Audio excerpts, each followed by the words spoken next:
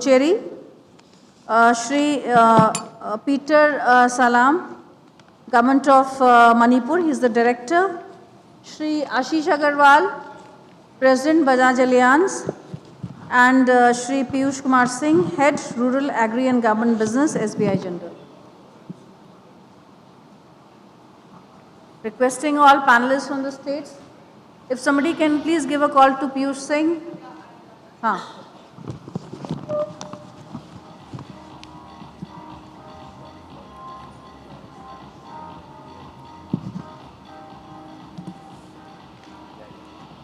So before we start the panel discussion, we'll just go through a few slides which give us a picture of the current scenario in the NER states, the Himalayan states and the UTs. Slides, please. Switch up.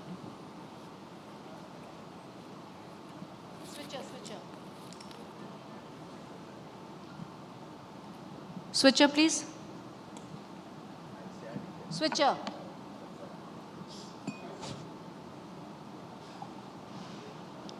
So next slide. So this is the position of implementation across the union territories, the Himalayan states and the NER state. We can see the states implementing PMFBY and RWBCIS and the states which have not implemented at all. So our intention should be to get these states and UTs highlighted in red into the scheme.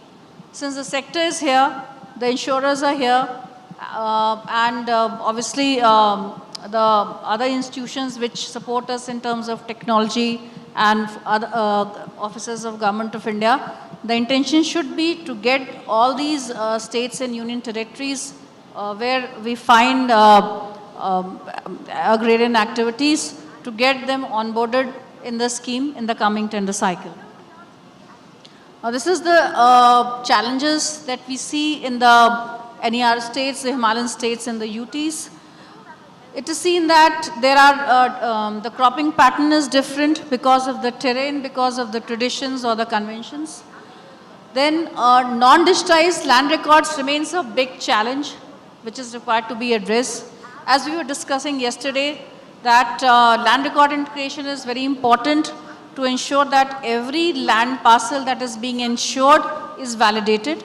So we have already done in majority of the big states, around 90% of the coverage is validated by land records. But yes, when it comes to northeastern states, there's no land record integration. So I think Assam should take the lead. Let's target that Assam is taken into this land record integration fold from Kharif 26, and the other states also based on the learnings from Assam can be taken into the fold. So that's the idea. At present, if it comes to Himalayan states, it's Himachal Pradesh where we have done the land record integration, but still some challenges persist. And since Director Horticulture from Himachal is there, we've been writing to Government of Himachal for long that still their 1500 villages are out of the ecosystem. We should get this done within a month's time, taking the help of Revenue Department. So that's my request to Government of Himachal. Long pending issue should be sorted within a month's time. Again, for Puducherry, we have gone for land record integration. So similarly, I think for J&K, for other states also, we should cover them up through this land record integration process. There is a challenge because there are community owned lands, maybe processes which are quite different from the states that are into the mainstream states, I would say. But let's, I think, sort out those challenges and work towards a digitization process. That's something we would like these states to come forward and sit with us. Again, infrastructure factors, because of the difficult terrain, because of maybe difficult outreach, it becomes very difficult for the insurance companies. It becomes so difficult for the states itself to chalk out, I would say, a well-knit program for reaching out to the farmers. So this is required to be worked upon. And as I said, low accessibility because of the geography, because of the awareness factor, maybe because of the traditions also. This is one of the challenge which every one of us is required to address to get these states and UTs onboarded. Now this is the position of coverage. We can see that the coverage is very low. If we see J&K 7.13, J&K has done pretty well in the last Kharif and Rabi. We expect that it'll maybe be better in the coming years. In case of Uttarakhand, it is 9.36, we can say, and Uttarakhand has been into this scheme for long, so we expect that the state government should give more boost for more coverage of the farmers. Assam has done very well in the last Kharif and Rabi, so we expect that things move in a better direction in case of Assam, and maybe we should aim at covering more than 30% of the area. Now this is the position. Mizoram has just started. Tripura enrollment is also not very promising, and when it comes to Puducherry, pretty well I would say, but still a lot of potential to, I think, to reach the maximum figures. Now this is the premium snapshot, the premium rates. I think more or less a controlled position. So what we feel that the rates are not a big issue in the Himalayan states or the UTs. So what exactly is required to work is to get more coverage, to reach out to the farmers and to help these states and UTs to devise their internal system. That is what is required to be done. And maybe because most of the Himalayan states or northeastern states, they have a huge potential of RWBCIS. So I think that's something which the state teams are required to work upon. Government of India is always there to help them out, to reach them out, and insurance companies should also render help wherever required. Now this is the position of YesTech and Winds. This is the position of KCC saturation. Now KCC saturation picked up well in J&K. If we see Kharif 25, it was very good in Assam. Sikkim did very well in Kharif 25, and Tripura can do better. It is somewhat stagnated, so I think the state of Tripura is required to work upon both the loany and non-loany position. So these are the key initiatives from Government of India. The plantation crops are available. We expect that the tea growing states will come forward and notify the plantation crops, particularly Assam. Since this Government of India bears 90% of the central share of subsidy, therefore I think the issue of funds has been more or less sorted out. We expect state governments now to aim for better coverage. So that's a request from the states, directorates or commissionerates, and including the principal secretaries of these states and UTs. Now these are the certain strategies to enhance coverage. However, I'll not discuss much on this because this is something which is just in the form of an incipient idea. Let's see what can come out from these discussions. So thank you.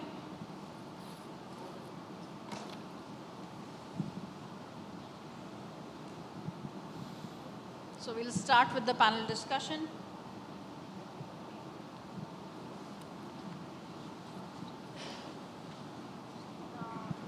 I'll start with Government of Meghalaya. Government of Meghalaya. Yes.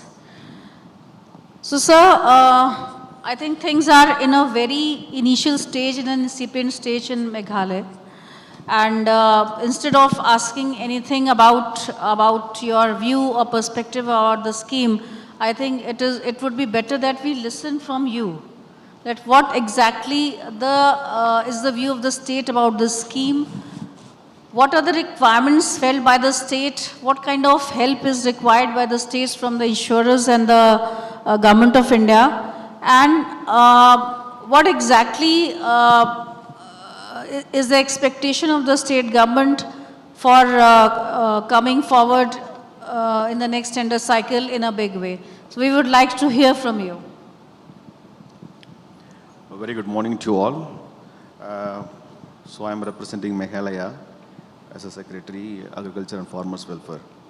And as you all know, the Meghalaya is a 6th schedule area where land tenure system is completely different as compared to other part of India. Here, the land belongs to the private individuals. There are different kinds of land, like land belongs to private individuals, community land, clan land, and village land, and government land, and district council land. And none of these ownership, there is no patta system. There is no cadastral surveys been done so far across the state.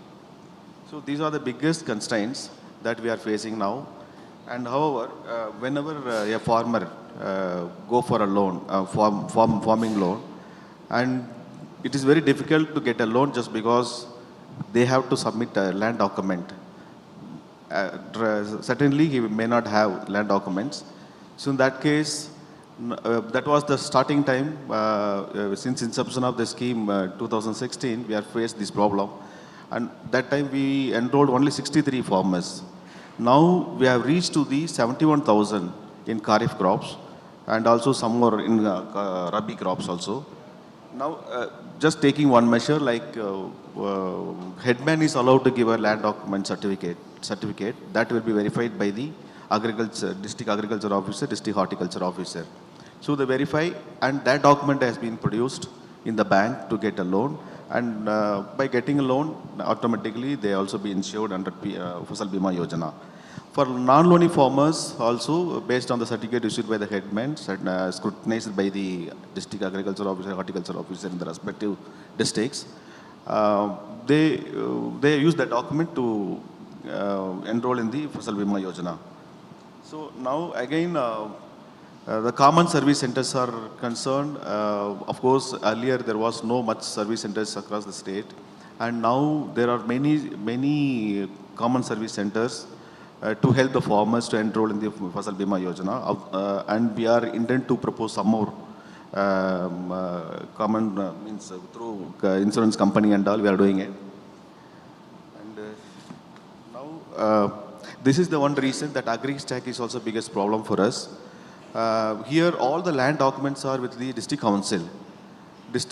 So now we are in a we are seeking the cooperation with the district council to get the land registry, to do the proper land registry in the state, and of course crop registry. As in the as we all know that agri-stack, we need to do the land registry, crop registry, digital crop survey, and also farmer's ID also to be given. So in that, land registry is one of the 3 components, and which we are facing problem. Now, considering that, just we are seriously acting upon that now. We are in talk with the district council how to go ahead with that.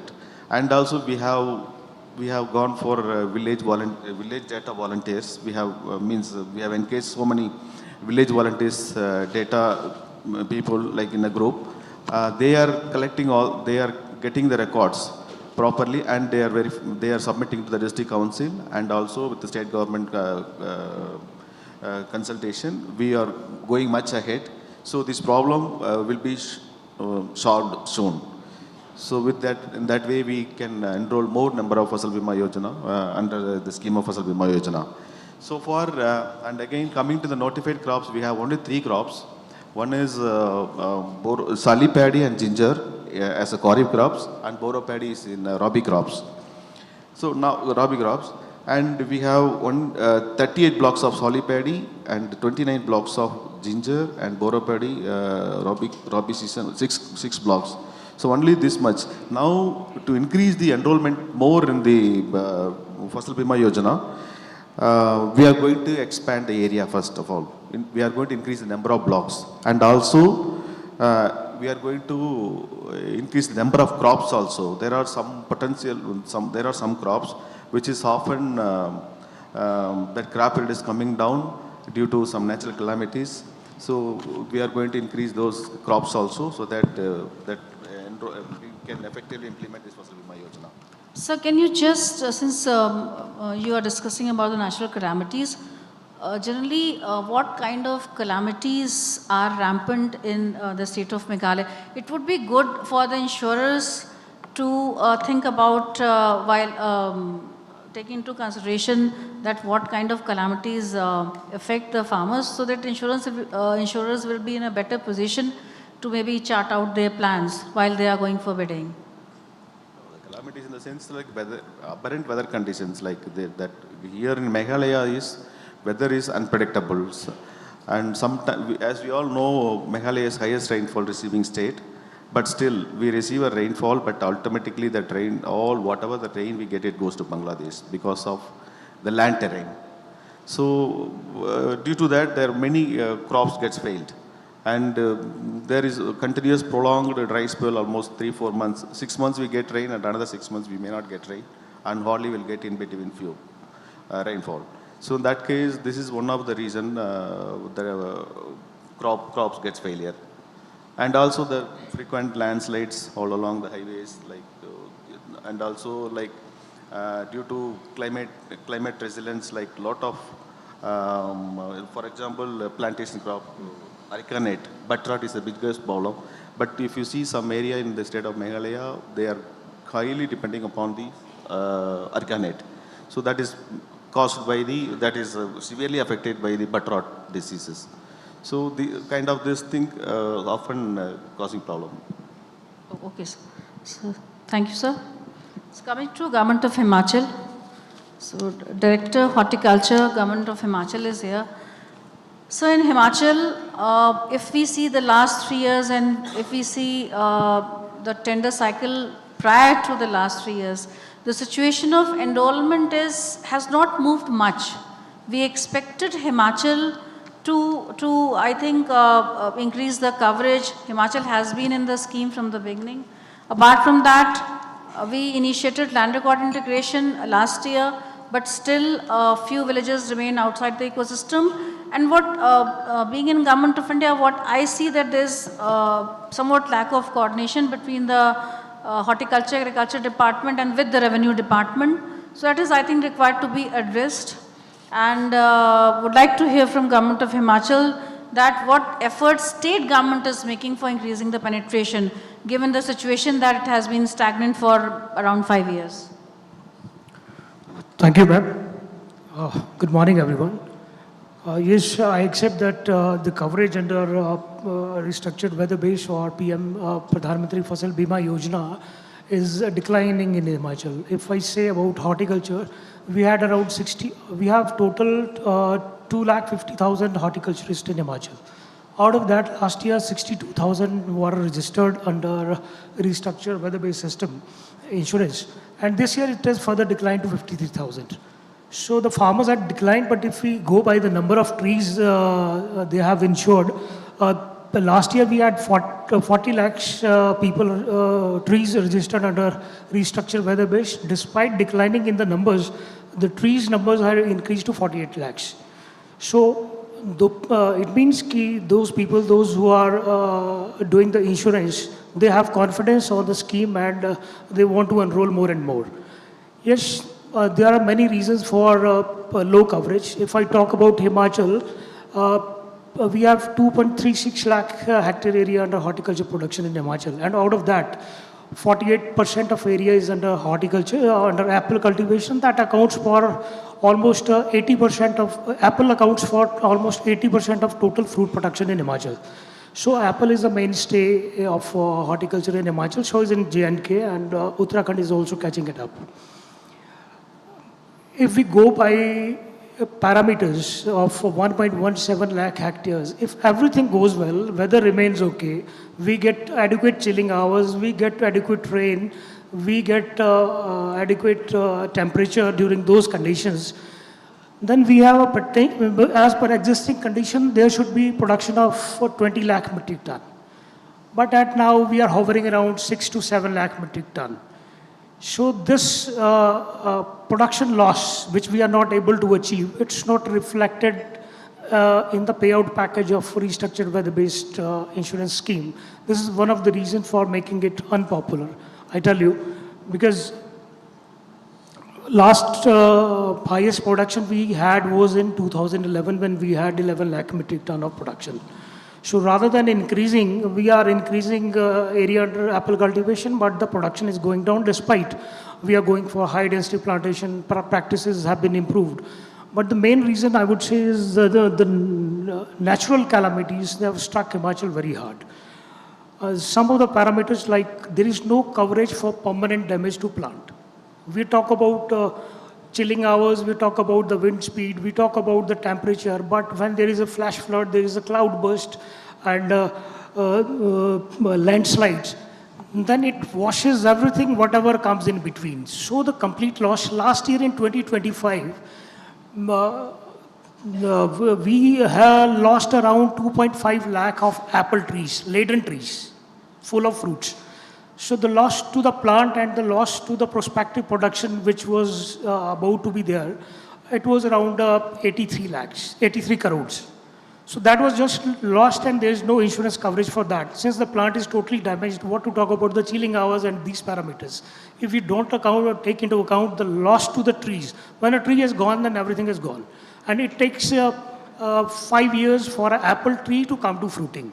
So it's not like 1 year you plant and next year you have fruits.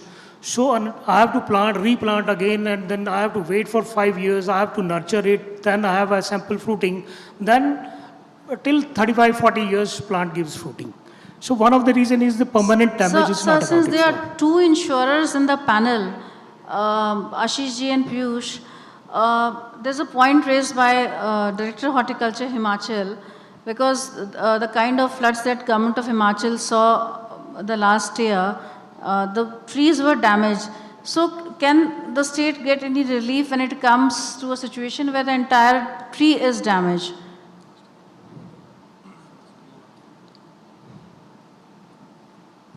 Because I think that is something which is required to be thought about.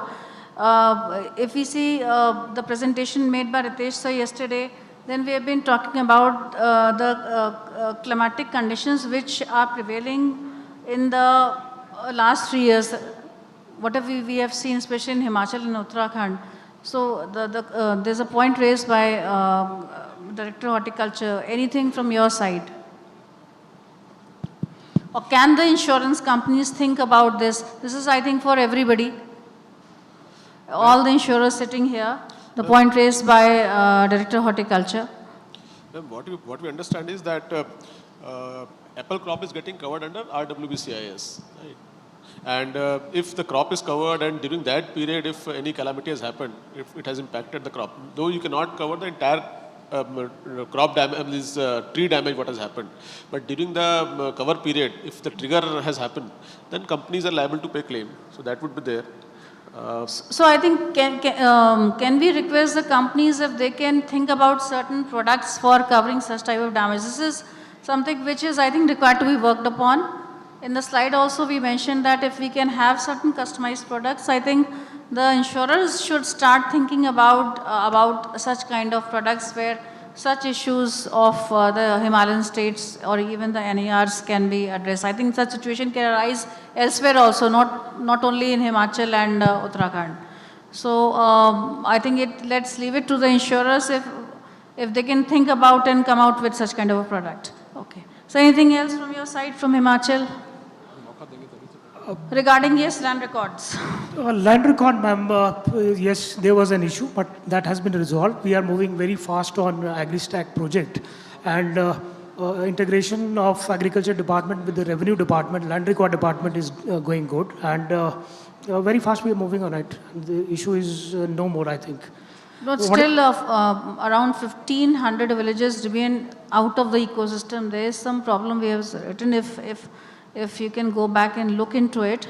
So let's, I think, finish off these issues before the next tender cycle. Yeah, ma'am. Yes. Just one or two issues I just want to flag, because the parameters which we have fixed for the restructured weather-based insurance scheme, they need to be revisited. We have flagged this issue with the Government of India also. Like the chilling hours. We talk about the chilling hours, but the amount given for the chilling hours is 250 rupees. We have, for complete parameters, there is one 1,500 is the complete, if all the parameters are satisfied, then I get a payout of 1,500 rupees. But for chilling hours, it's just the lowest one, 250. When I don't get a chilling hours are not proper, then there is no flower. When there is no flower, there is no fruit. So most important for horticulture is the chilling hours.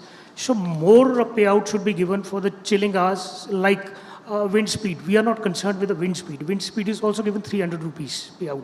But that is never satisfied because we don't have issues with the So wind. is the state government reworking on the term sheets? Yeah, we are working on, we have flagged these issues with Government of India also, and we are working, and in the next tenders, we are including these issues. We have noted down, and I'll request my colleague Chandrajit ji is there, and Ajay and Chandrajit ji both, I think they'll be in a better position to answer this.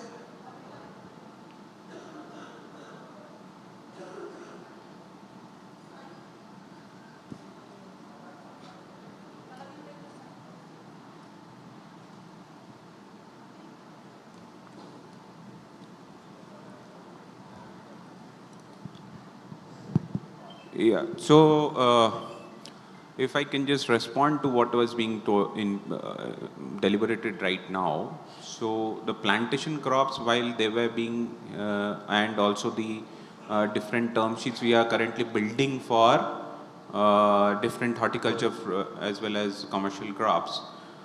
Similar to what we did in plantation crops, we made a constituted committee under a chairmanship of a particular scientist in the corresponding ICR institute who is an expert in that particular crop. Below them, we have kept insurance companies as well as state governments as members so that they can contribute to the development of the term sheets based on the parameters that is optimum for a particular crop. So while I would like to draw an analogy to the plantation crops because we have done it successfully and we have rolled it out after consultations with the state governments as well as insurers. Similar exercise we are currently doing under Jammu Kashmir. Yeah, so Jammu Kashmir, Himachal, Uttarakhand state governments are represented on that committee, and principal scientist from ICR is currently heading the Apple committee specifically. So I would request the state government to please nominate a representative who is actually aware of what needs to be put into the term sheet, because the ultimate outcome of that committee will go into the formulation and rolling out of the term sheet. So what you are saying, if those comments can come on while in the deliberations of the committee, it will be well represented and the term sheets will be actually representing the losses that need to be secured. Okay. Yeah. Thank you. Oh, one more things like hailstorm and frost, they are not taken into account. Hailstorm is an add-on package. We have loss of around, say, 1 crore boxes because of hailstorm. And No, but hailstorm is covered. it's The an state is add-on free to package. Notify. It's not in the main package. It's not in the main scheme. It's an add-on. No, it has to be taken as an add-on cover. But If we the has- state is required to notify it Yeah. at the time of tender, you can notify it. Yeah. So that is required to be taken into account. Yeah. So, I mean, I think state can go ahead to notify it in the forthcoming tender cycle. Yeah. What I would suggest is that because I see there is some disconnect between what is currently being done and what we are proposing to do. If the policymakers concerned, our team will have a small workshop of half a day, maybe on VC because that is most convenient for everybody. If you can take some time out and we can discuss at your level, you can have your officers also, and we will present whatever we have done till now. Whatever term sheet has been developed, what are the covers, what are add-on covers available for the state governments to notify, so that it becomes more lucent for, for going forward. Yeah. There are many other issues, but we'll discuss as you said. Thank you. So thank you. Coming to Government of Tripura.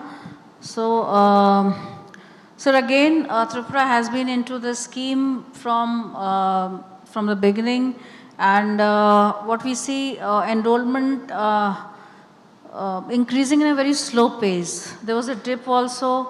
Now again, things are better.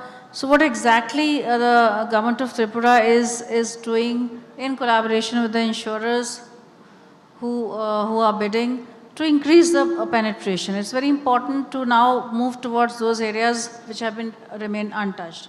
And I think paddy is the primary crop of government of Tripura. Good morning to Additional Commissioner Ma'am and dignitaries on the dais and of the dais. It is correct that Government of Tripura has joined PMFBY in the year 2016 only, and from 2022-21 and up to 23-24, Government of Tripura has made additional subsidy on the premium on the part of farmers. There is a substantial increase in the enrollment. It has gone up to 3,81,000. And in the beginning, it was only 11,782. But due to some reason, in the year 2024-25, the enrollment without any this additional subsidy of the government, it came down to again 25,000. And last year, again, we have gone back to the additional subsidy on the subsidy part of the farmers' premium. And of course, we started in late. We got the approval from the government for additional subsidy in late, so notification was late. Somehow we could cover 96,000 during this both season, Kharif and Rabi. And madam, the thing is that the claim ratio was very less till 2024-25. It was only 22%. Even when when there was a maximum enrollment and the claim ratio was only 10%.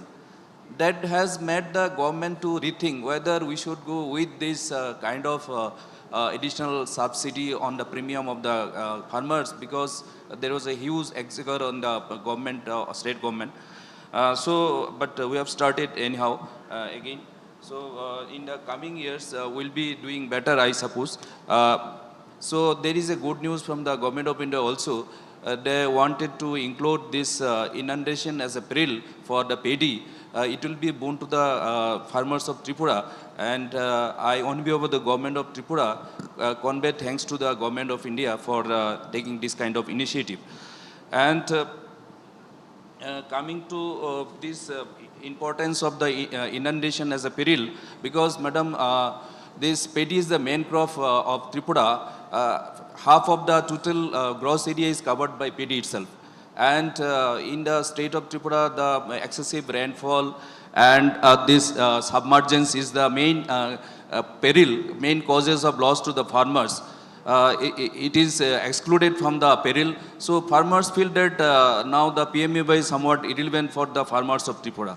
So, and the premium part of the winter vegetables, especially we have the 6 crops for this FasalBima, and one in the Kharif and paddy especially, and winter vegetables in the Rabi season.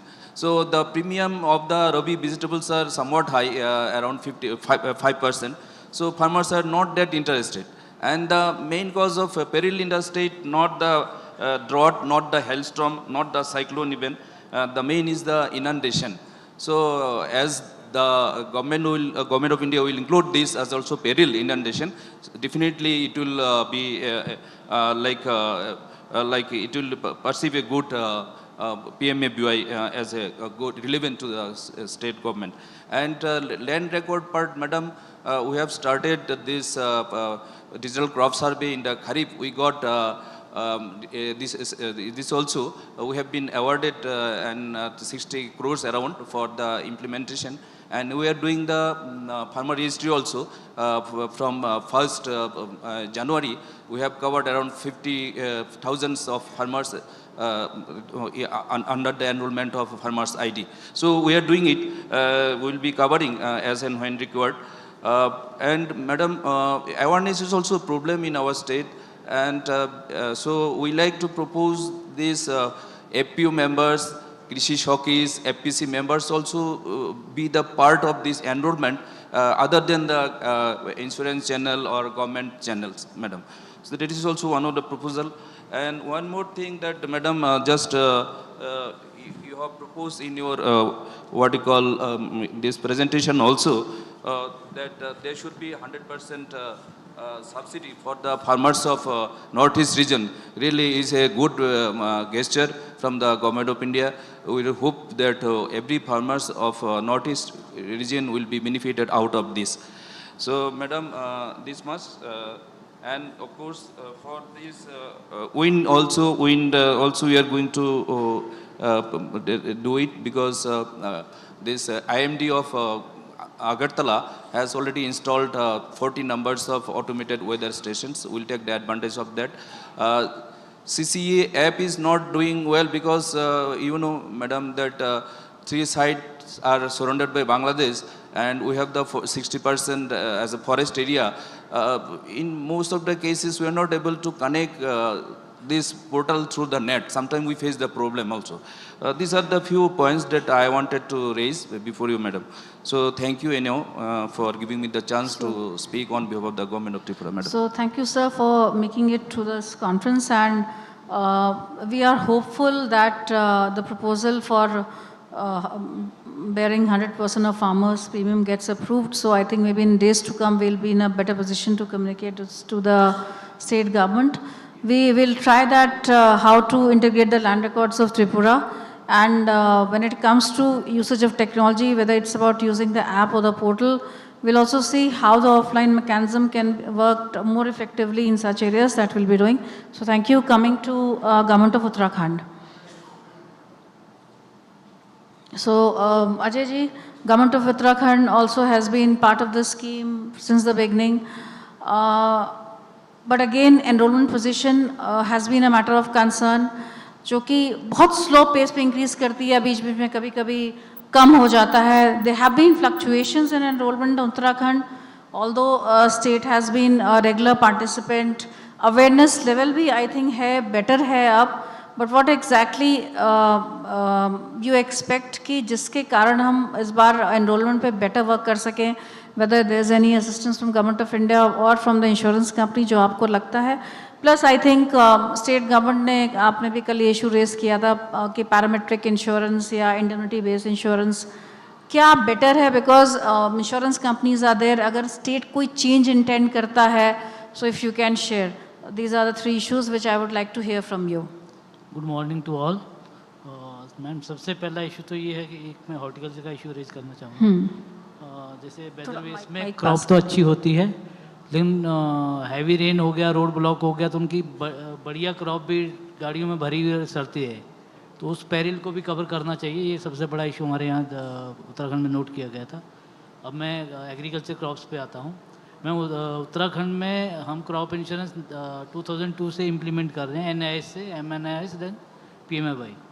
Major issue जो आ रहा है ma'am coverage का, कि banks का role बहुत अच्छा नहीं है. लास्ट 25 ईयर से मैं देख रहा हूँ, जितना भी मर्जी प्रेशराइज कर लिया. लास्ट सीजन आपने वीकली रिव्यू किया तब थोड़ा सा बढ़ा, तो इस बार वीकली रिव्यू आपने बंद किया तो कवरेज फिर डाउन हो गया. वीकली रिव्यू बंद तो नहीं किया, बट उतना रिगरस नहीं हो पाया because of may be year and engagements plus free pre occupations.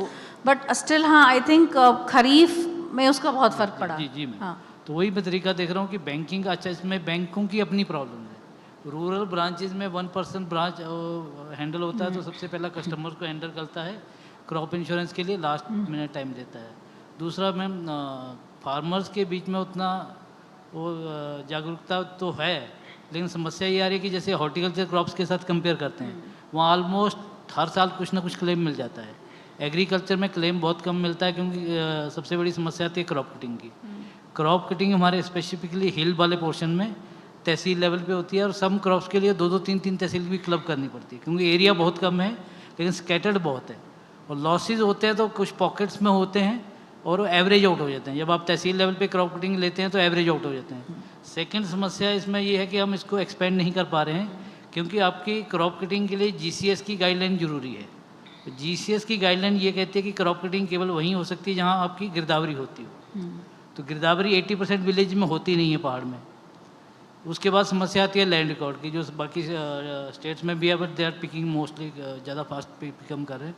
हमारे यहाँ इसको गोल खाता कहा जाता है. 4-4 पीढ़ी का नाम एक ही खाते में चल रहा है, तो उसका डिवीज़न का काम अभी शुरू किया है एग्री स्टैक के अंतर्गत. पहले स्टेप में उन्होंने डिजिटाइजेशन कैडेस्ट्री मैप करके जियो रेफरेंस तो कर दिया है, लेकिन अभी DCS हमने कुछ शुरू किया इसी सीज़न में, बहुत समस्या आ रही है। 20 मीटर का आपने चेक पॉइंट रखा है, खेत के 20 मीटर से आपको रिकॉर्ड करेंगे, लेकिन वो 500 मीटर दूर भी खेत नहीं मिल रहा है। तो जियो रेफरेंसिंग भी चेक करने वाली बात है कि जियो रेफरेंसिंग गलत हुई है या फिर खेत ही मूव कर गया है। क्योंकि इनिशियल मैप 1960s के हैं, तो 60 ईयर में कितना चेंज हुआ है, ग्राउंड लेवल पे उतना वर्क नहीं हो पाया है जो अपडेशन है। सेकंड इसमें इशू आता है कि लोगों ने अपने आप से बंटवारा कर लिया होता है, वो लैंड रेवेन्यू रिकॉर्ड में अपडेट नहीं होता। तो जो इंश्योरेंस कंपनी है वो क्या करती है, आपके ऑनलाइन लैंड रिकॉर्ड दिखती है, तो वहाँ डिवीज़न नहीं हुआ है, वो क्या करती है टोटल एरिया का डिवाइड करके परसेंटेज में निकाल देती है, बहुत कम एरिया हो जाता है। जबकि हो सकता है ग्राउंड पे वो 4 भाइयों का एक पर्टिकुलर खेत वही एक आदमी कर रहा हो। तो इस टाइप की समस्या आती हैं, तो इसको ना तो हम कुछ कर पा रहे हैं हेल्प। तो इंश्योरेंस कंपनी से यही रिक्वेस्ट करते हैं कि भैया जो फार्मर कह रहा है इज़ ऑनेस्टली सेइंग, उसको एक्सेप्ट करिए। वैसे ही बहुत मुश्किल से थोड़े से फार्मर कवर करते हैं। दूसरी समस्या आती है मैडम नॉन लोनी फार्मर्स की। नॉन लोनी फार्मर्स कवरेज आपने एक तो इंश्योरेंस कंपनी के एजेंट के थ्रू रखा है, दूसरा सीएससी के थ्रू रखा है। सीएससी एक जगह लोकेटेड है, फार्मर वहाँ तक आता नहीं है, अगर आ भी गया तो अपना डिटेल देके चला जाता है। ओटीपी वाली सबसे बड़ी समस्या आ रही है, क्योंकि ओटीपी वो जनरली सीएससी क्या है दिन में दूसरे काम करता है, क्रॉप इंश्योरेंस के काम लेट नाइट में करता है या अर्ली मॉर्निंग में करता है, जब उसको टाइम मिलता है, जब वो फ्री होता है, तो उस टाइम ओटीपी नहीं ले पाता किसान से। तो इसमें मैम काफ़ी हमारे स्टेट लेवल पे सेक्रेटरी से लेकर डीजी मैडम से रिव्यू हुआ है काफ़ी।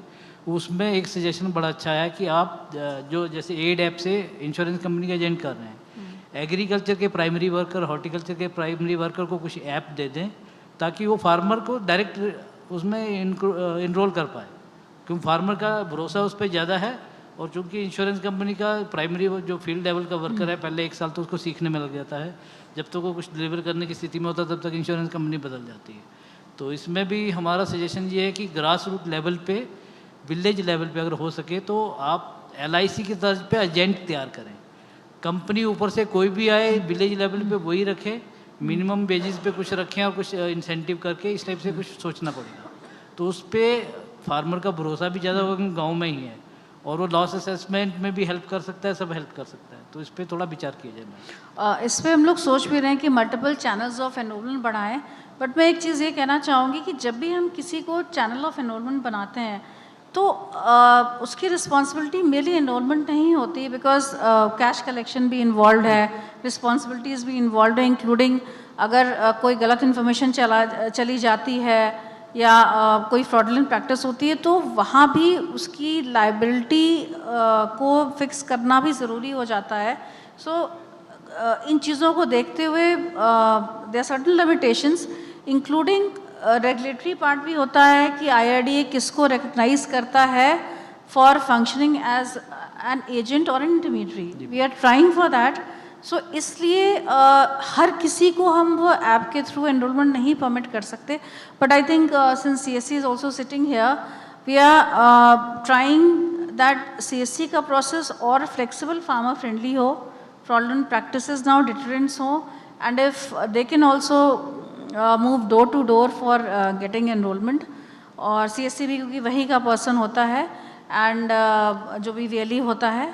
और जहाँ तक लैंड रिकॉर्ड वाली बात है, we have already noted down these issues about the Himalayan states and north eastern states. I think we'll try to work out some mechanism कि कैसे हम see issue is more about ownership and validation of ownership. That is the issue. We'll see how we can work out these things so that the data that comes to the land record from the land records to our portal is a clean data. So that is what government of India is intending, and what we plan कि आगे जब भी हम बढ़ें तो एक consolidated team को लेके बढ़ें। मेरी रिक्वेस्ट नॉर्थ ईस्टर्न स्टेट्स और हिमालयन स्टेट से ये है कि अपनी NIC को थोड़ा सा एक्टिव करें इस सेंस में, so that when we seek help they are promptly available. That is that. Thank you ma'am. Thank you. Coming to UT of Puducherry. Good morning to all. Good morning. Puducherry has been a very active participant, and quite a lot of, I would say, non-loan enrollment. Puducherry is also has also gone for land record, so I think the UT took the lead, and we have completed that non-loan, that land record integration also. I just wanted to know that whether the Puducherry UT intends to increase the coverage of more crops so that we get better coverage from the next tender cycles. Yes, thank you. Good morning to all, ladies and gentlemen. On behalf of UT of Puducherry and Agriculture Department, I extend heartfelt thanks to everyone, Government of India and all the empaneled officials and other stakeholders for giving wonderful support for implementing PMFBY so far and timely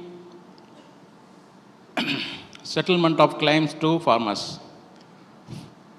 First, the activities in Puducherry, integration of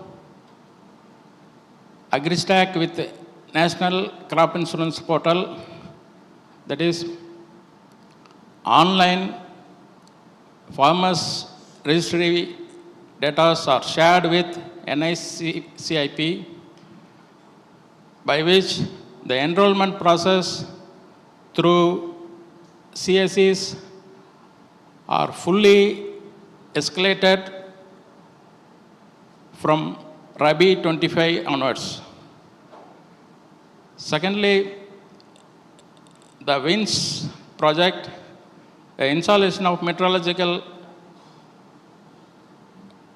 are installed more than 50% installed, and the remaining will be completed very soon.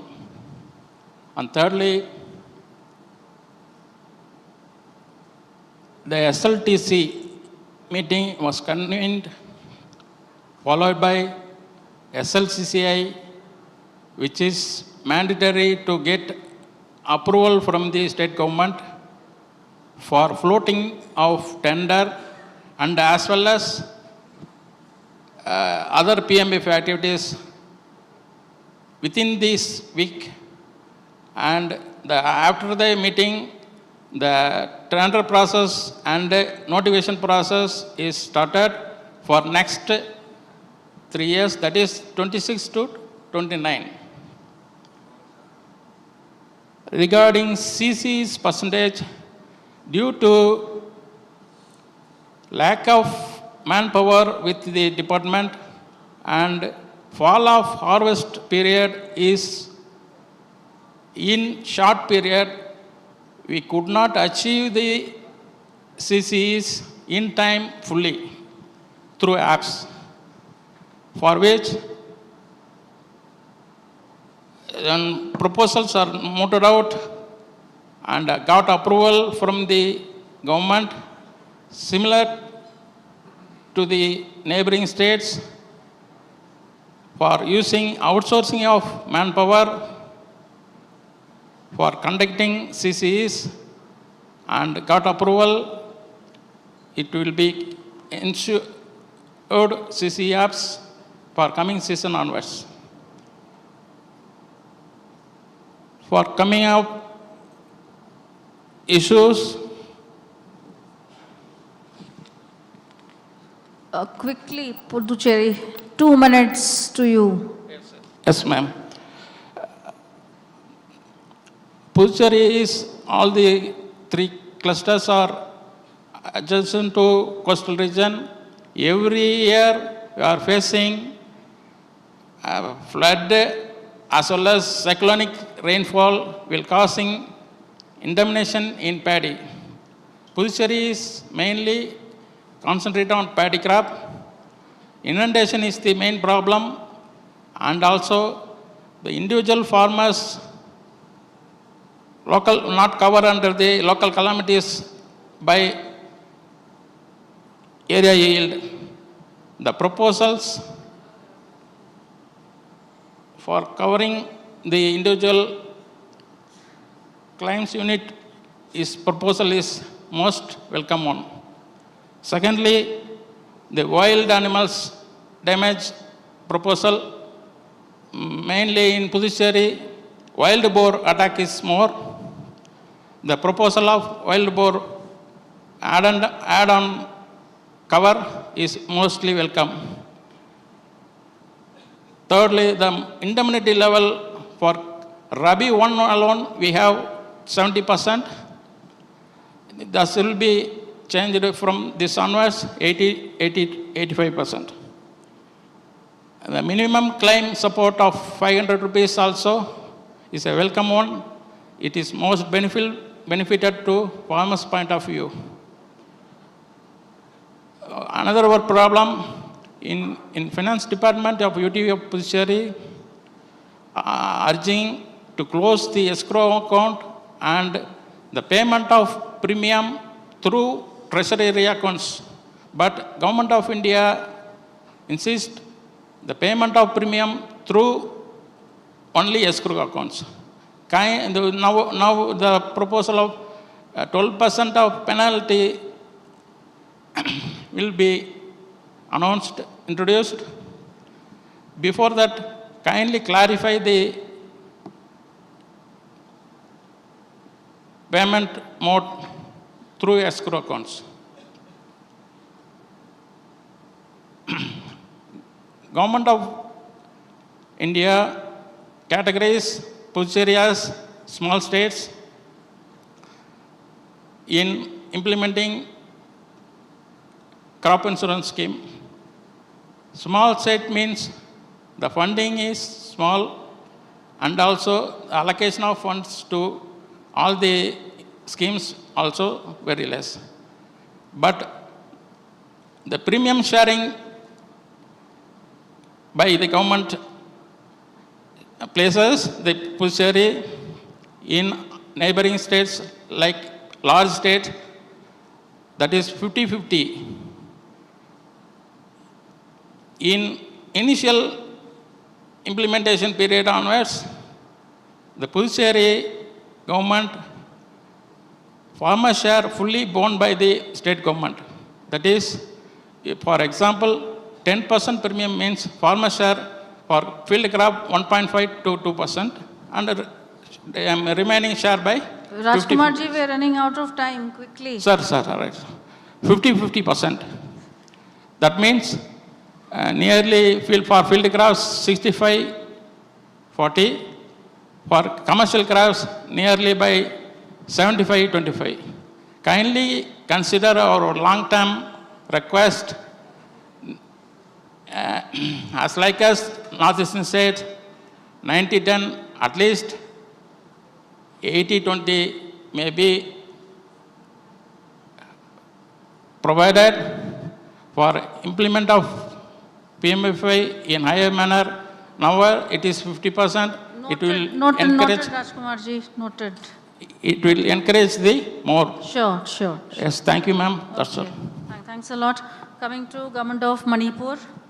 Now Manipur has just entered. I think that has been welcomed by the entire sector. So just want to hear from you that what is the plan of the state of Manipur when it comes to the next 3-year tender cycle? We would like to hear from you. The insurers are there. We expect the insurers to go for a bid. But can you just share that how exactly do you plan? What plans do you have for the coverage of crops, the kind of perils, the kind of calamities that the state government has been facing? Please. Good morning, madam. Good morning to everyone. Madam, for a small state like Manipur, we have similar challenges and issues as highlighted by Tripura.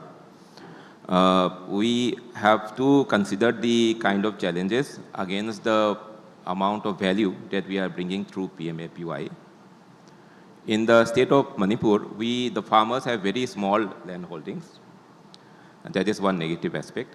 Secondly, many of the areas where there is a challenge of natural calamity, many of the farmers have shifted to integrated farming system, giving greater preference to livestock because livestock, the income is more, and there is a huge consumption of livestock in the area.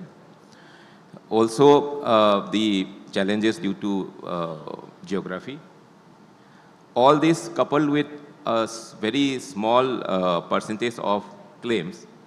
So these are the challenges which prohibits the farmers from opting towards PMFBY enrollment. And naturally, the enrollment of PMFBY has been very less in the state. Regarding the lonely farmers, due to the land documentation issues raised by Tripura, we have similar issues, and therefore the banks have issues in giving KCC loans. So naturally, due to less KCC loans, we have less number of PMFBY enrollment for the lonely farmers also. Now, madam, the situation has, so traditionally, our farmers have been fairly protected against natural calamity, naturally. So we do not have much of a natural calamity issues. Now, in the recent years, Manipur has been facing issues of flood on a wider scale and as well as frequency also. So, madam, in the next 2-3 years, we are expecting more enrollment under PMFBY. The government is also planning on organizing more awareness programs and also reaching out to the farmers, because we have general conditions where the farmers should be willing to come up for more enrollment. My take is that the proposal that was given yesterday of doing away the contribution of farmers, madam, that will go a long way. That will help the state in increasing the number of enrollment to a very large extent. So as we increase the enrollment, so I think the insurance companies will also be more interested to move to the state.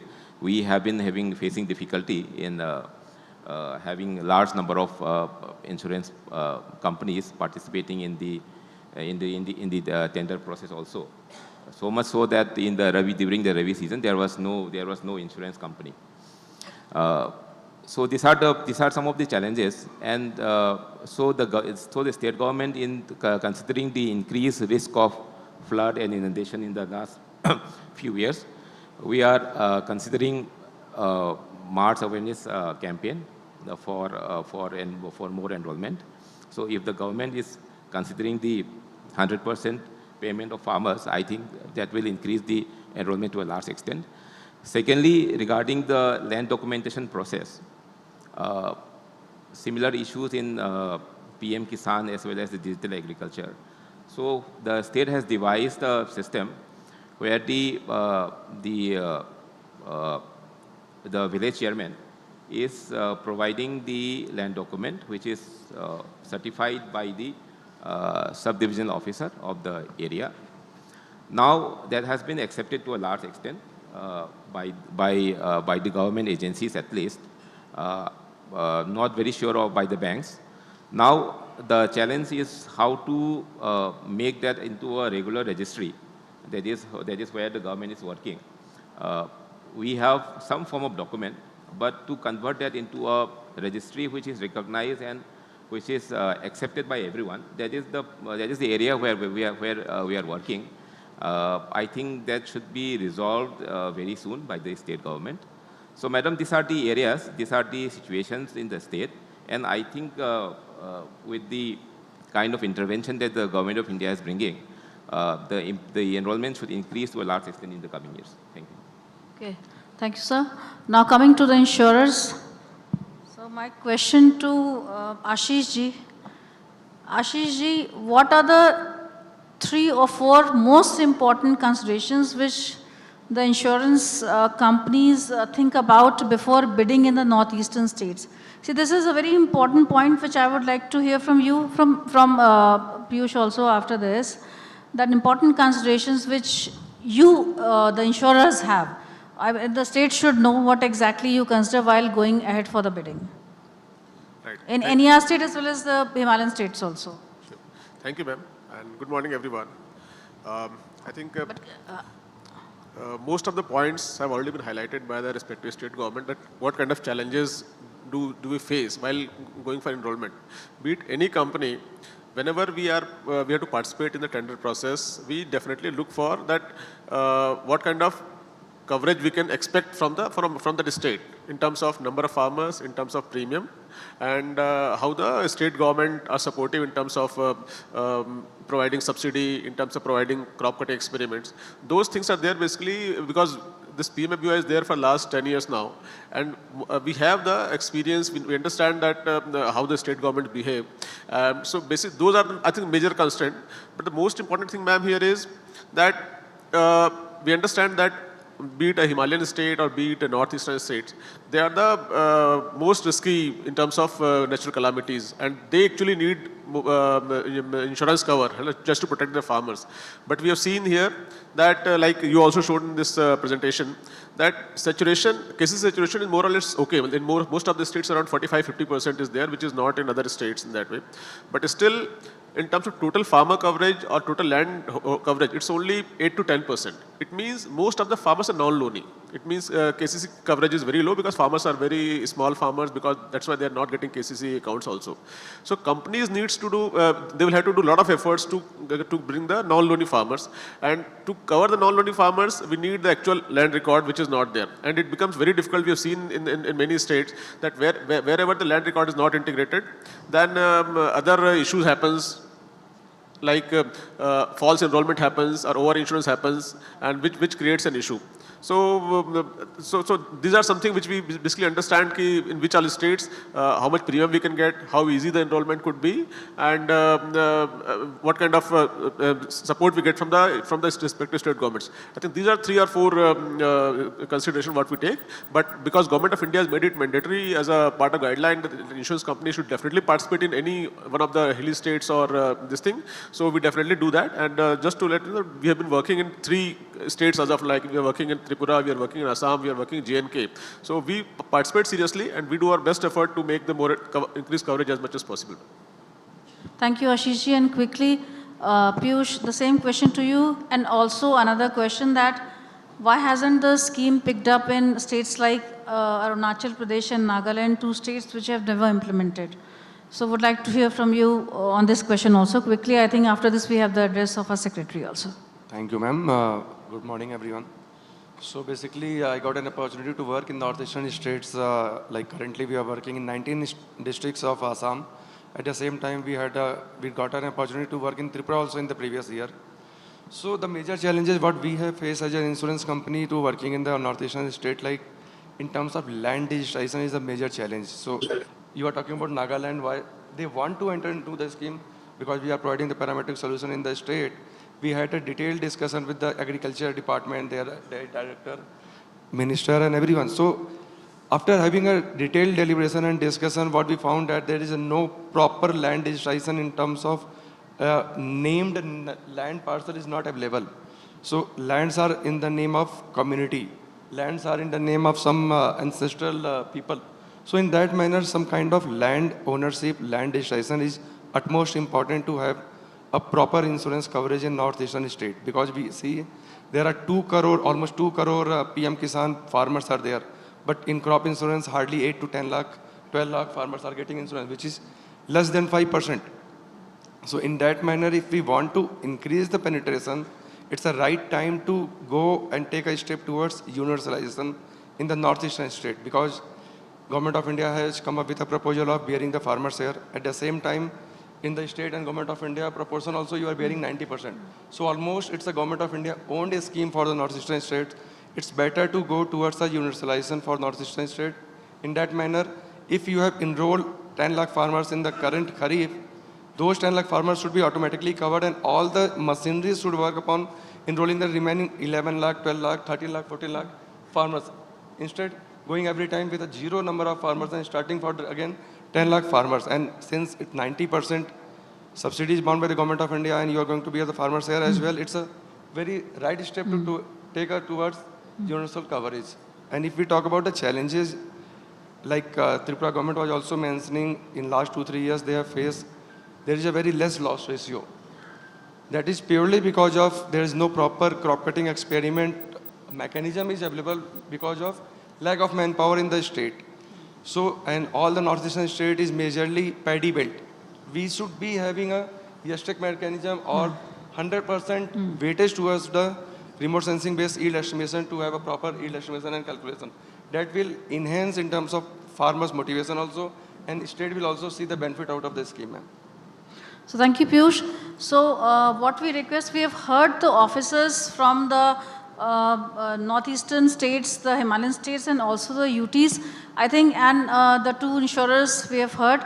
I think it would be good if since what comes out from this discussion, we feel that there has to be special plan for these states given their challenging terrain, the conventions that people have been following for centuries, the land records and the accessibility. So I think if all the insurers can submit a proposal strategizing the implementation part specific to NER and Himalayan states. I think that is required.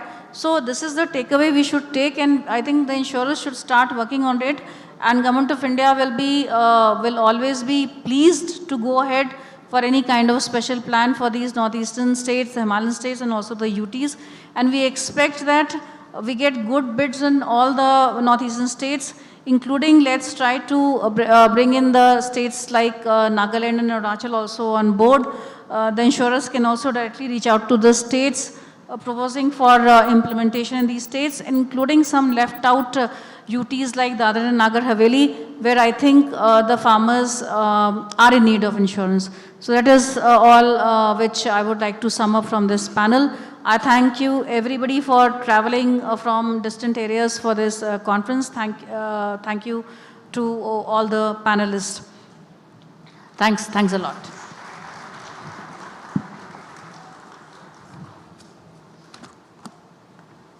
Thank you to our moderator, Kamna ma'am. Thank you to our esteemed panelists. Let's hear a nice round of applause, please, as they take a group photo together.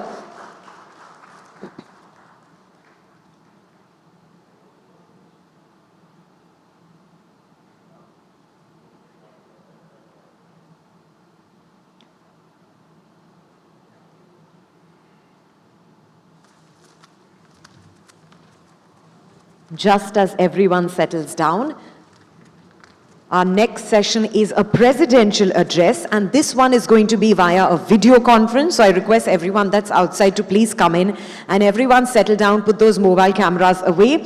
We now are all set for a presidential address via a video conference by someone who clearly needs no introduction. Please, let's welcome with a huge round of applause Sri Devesh Chaturvedi, Secretary, Ministry of Agriculture and Farmer Welfare, Government of India. He has more than 35 years of rich experience in government administration at state and central government, holding key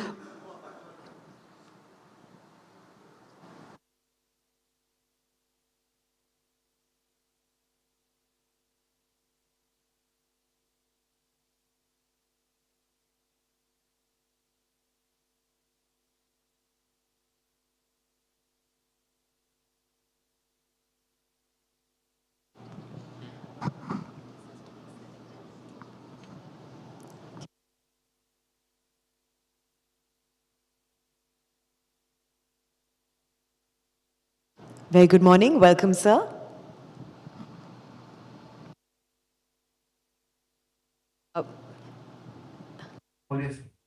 हाँ नमस्कार जी.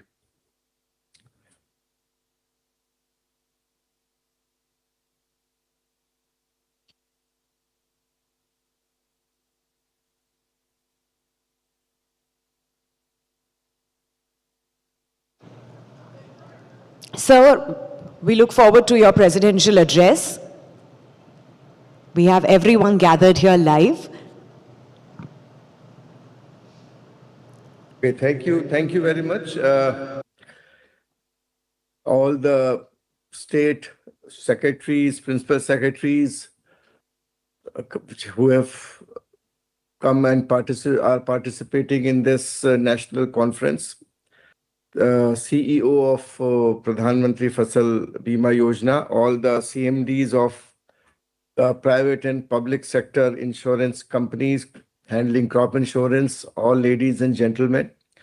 I also, at the outset, take this opportunity of acknowledging and deeply appreciating the presence of Chairman IRDAI Shri Ajay Sethji and Secretary Cooperation Shri Ashish Bhutani ji, who participated and also gave their own addresses yesterday. Unfortunately, due to my visit. I could not personally come to this national conference, but my wishes to everybody for a successful conference. It's indeed a heartening fact that the Pradhan Mantri FasalBima Yojana, one of the biggest crop insurance company in the world, is now entered the 10th year of its operation. And I have been closely associated with this crop insurance scheme while I was working as a Joint Secretary and Additional Secretary in this ministry in the year 2018-19, and then back to the state of UP, where I worked as Principal Secretary Agriculture for about 4.5 years, and now back to Delhi as Secretary Agriculture. And in fact, it was very, very satisfying that being associated with some of the reforms which have been undertaken in this scheme to make it more farmer friendly and also transparent.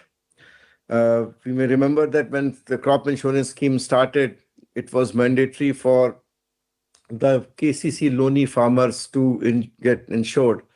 But due to the changes were brought because of the fact that many of the farmers represented that should not be made mandatory, but it should be made optional for loanee farmers. And therefore, in midway, this was made, a loanee farmer was not remain mandated, but there was an opt-out facility given to the farmers. And the best thing was that even despite the fact that there was an opt-out facility, initially very few farmers opted out, and the numbers have not reduced that much. But still, that remains a challenge on whether the opt-out facility is being consciously being used by the farmers, or it is being done on default by some of the bank branches, as we see a disturbing trend that a lot of farmers are opting out right at the start when the KCC is being approved. And whether this opt-out form is being repeated after every season. That was another part of the guideline, operational guidelines, that the opt-out form has to be taken after every season. Otherwise, the default is that the farmer is ready to participate. So this is one of the challenge which I hope the gathering there must be deliberating, because one of the critical aspects of the crop insurance scheme as the way we are implementing is that while the key stakeholders of the PMFBY are the Government of India, the state government, the insurance companies, and the farmers, but the success of this scheme to a large extent also depends on the way the bankers consider it and the efficiency in which the banking system runs it, because ultimately a large portion of the insured, those who are insured, are the crop loan who have taken crop loans, and it is the responsibility of the branches to ensure that the insurance premium is paid in time, and all the data is forwarded on the online system to the insurance company well within the cutoff period. And many times it has happened in the past that has not been done, and it has led to disputes. It has led to a lot of issues where the actual insurance the claim has not been paid. We saw that in Uttar Pradesh also. We are seeing that in many parts of the country. So one of the critical challenges for the Pradhan Mantri FasalBima Yojana to run successfully is that how the banks can be made more accountable and also incentivized to ensure that all the KCC loanees become part of the scheme. While it has been very heartening to see that the non-loanee farmers are entering in a big way, but the loanee farmers remains a challenge, and that is something I hope the audience present there will deliberate and come out with some solutions, because we are into the phase of review and for approving the scheme for the next 5 years by the Union Cabinet. And whatever required changes or modifications are required will certainly be looked for based on the suggestions given by this forum, which is a very important forum for us.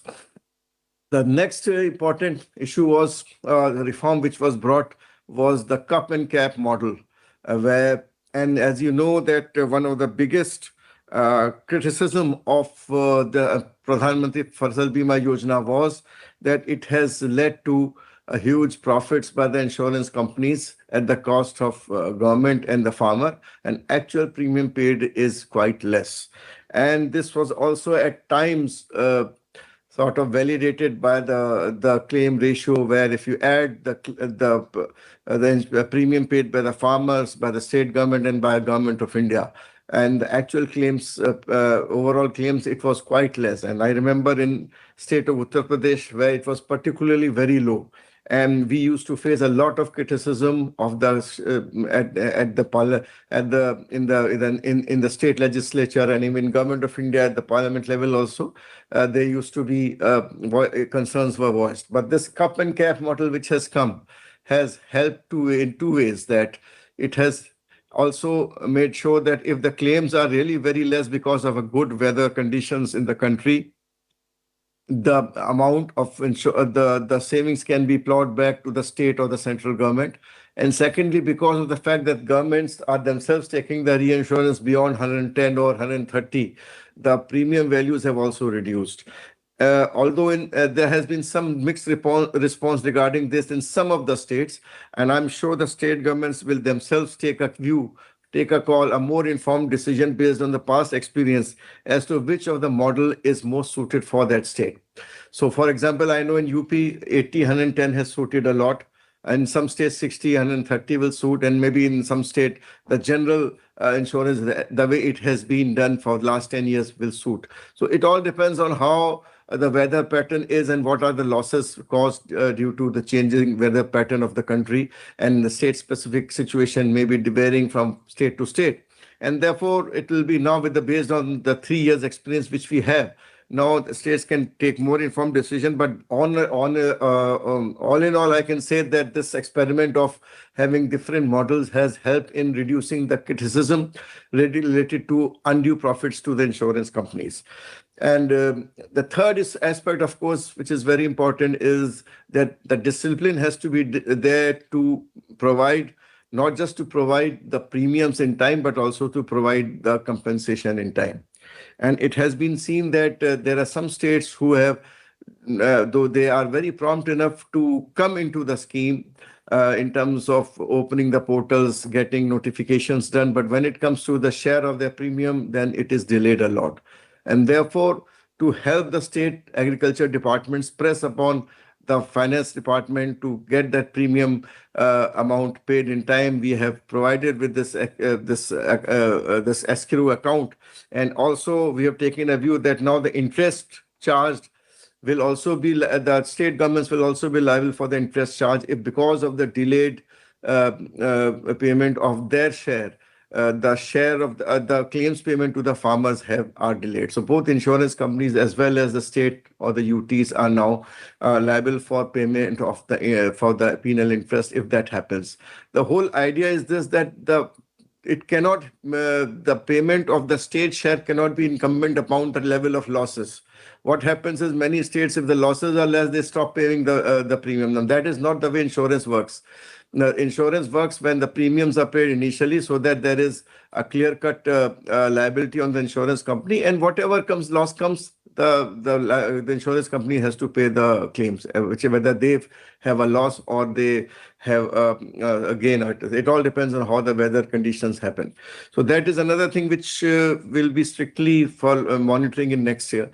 The third aspect which we have now reformed is that there was some sort of lack of transparency when we were distributing the claims. So the claims used to be directly sent by the insurance companies through the portal to the bank accounts of the farmers. But what happened was that the farmers who get it used to remain quiet and maybe satisfied, but actually the system or the stakeholders didn't know whether those claims were actually going or not, and whether this was happening or not. So now we have, from the last year, with the leadership of Honorable Minister, we have started that the claims will be paid through a public declaration, and maybe in a public meeting, as it is done in PM Kisan. so that on one click of button, crores of claims are sent to various farmers who are present in these events also, which ensures that there is more confidence, and then there could be some sort of testimonials by the farmers who got the claims after losses were there. So that helps in not only generating the awareness, but also satisfying the stakeholders who are the farmers or public representatives that yes, the claims are being paid in a very transparent manner. The fourth aspect which I would like to cover here is the use of technology. And we know that technology is very important in ensuring that the claim processing or the loss assessment is also in a scientific manner with less and less of human interface. And to that extent, Yes Tech and WINS are very important initiatives which help, and obviously which help in transparent loss assessment. We know that as far as paddy and wheat is concerned, the yield assessment through technology are fairly accurate, but in other crops, the work is still in progress. Madhya Pradesh has obviously taken a step forward in making all the losses assessment through the Yes Tech technology. But there have been some issues related to farmers complaining about the fact that what has been assessed through the technology is not what the exact picture is at the field level, especially in the soybean crop. So we have to take a call whether we should cautiously go ahead with technology adoption across the crops or wait till the ground truthing makes it very, very sure that the losses are the compensation given to the farmers or the losses assessed are fairly accurate. Otherwise, it will lead to some sort of disenchantment of the farmers with the scheme. So that is another aspect which we should see. But as far as WINS are concerned, I would like to mention that that is a very important initiative because of the fact that it helps in more accurate assessment of the losses related to horticulture crops. And it's a horticulture crop where the crop insurance is needed, where there is the need of the hour, but unfortunately, the models available are not that good, and therefore the accuracy, it depends on the weather data, and more grounded the weather data is, more and more deep rooted the weather data is through the automatic weather stations, or whether it is the rain gauges at the village level. More accurate will be the assessment of the models for the horticulture crops, and more farmers will enter into the scheme because horticulture is rising, the area in horticulture is rising, and we would like to promote insurance in horticulture crops also.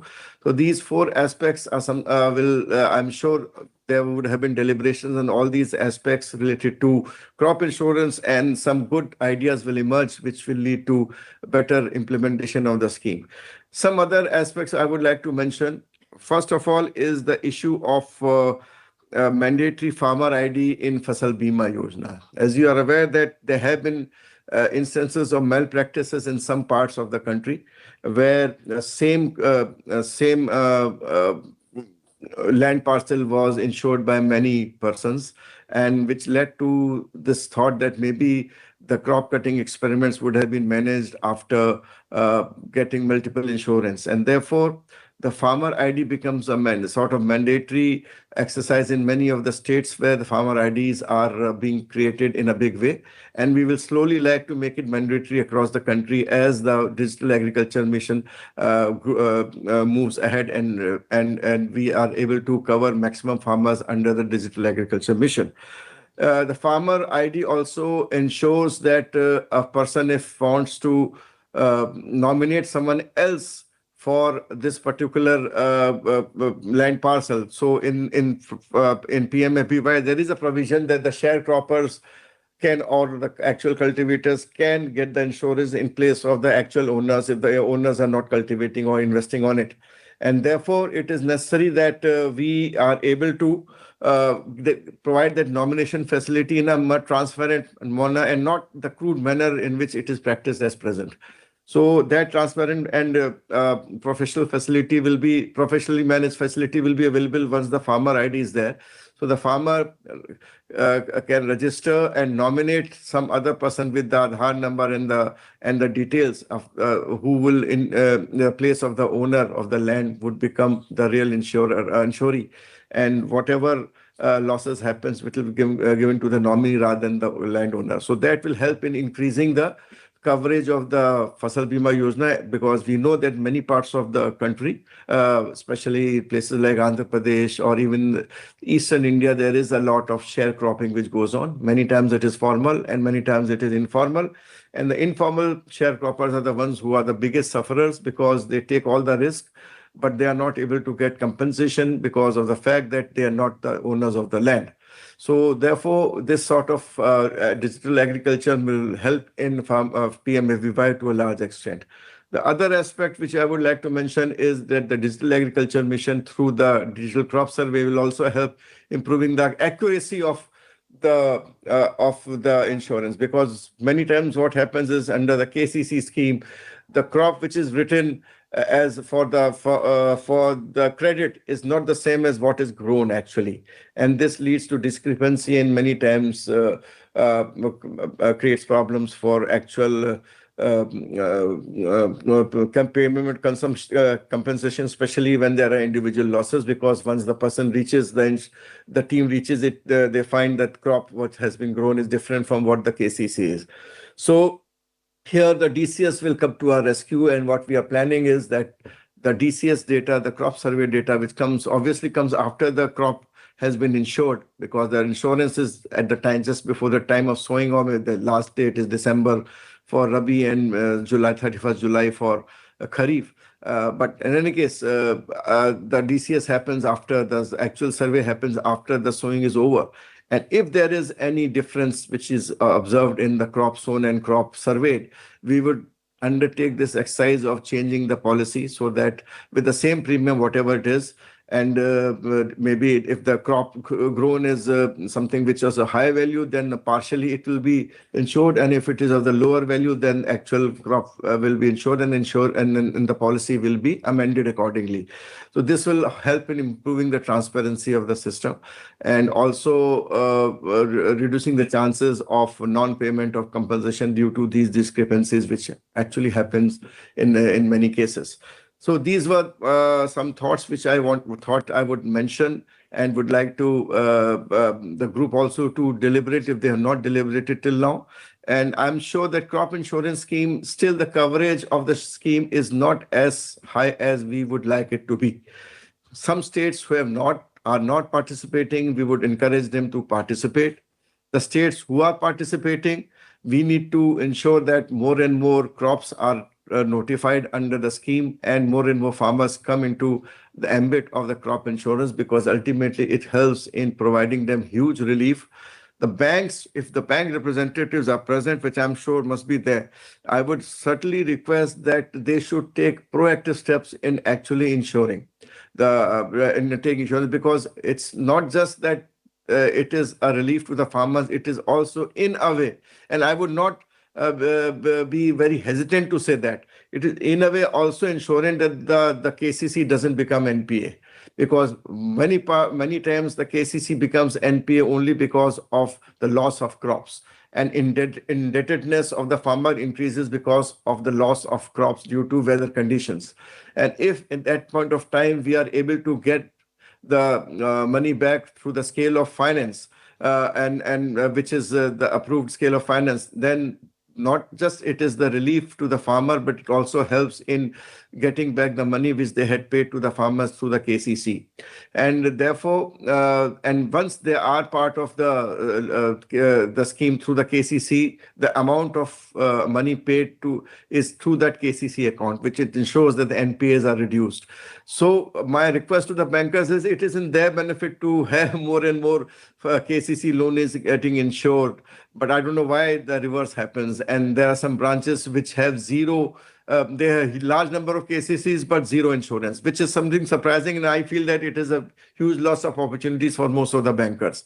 And I would again ask the group here to understand the psychology of this opting out in large numbers, and find the way that this can be reversed.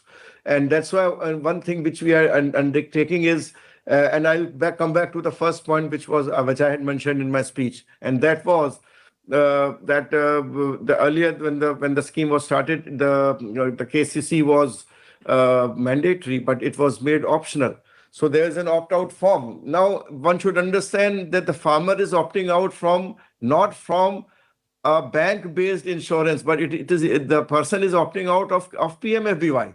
So if the farmer has opted out from the KCC, opting out for insurance at the bank level, that means the person has opted out of PMFBY. So the person cannot go to a common service center or someplace and start insuring as non-loanee. Now that is something which will not be allowed now, because if the farmer has opted out of PMFBY through the KCC system from the bank, then the person cannot do insurance as a non-loanee for the same plot of land. And if that happens, there will be a signal given to the farmer that please go and take out the opt-out form, please opt in and get the insurance from the KCC system.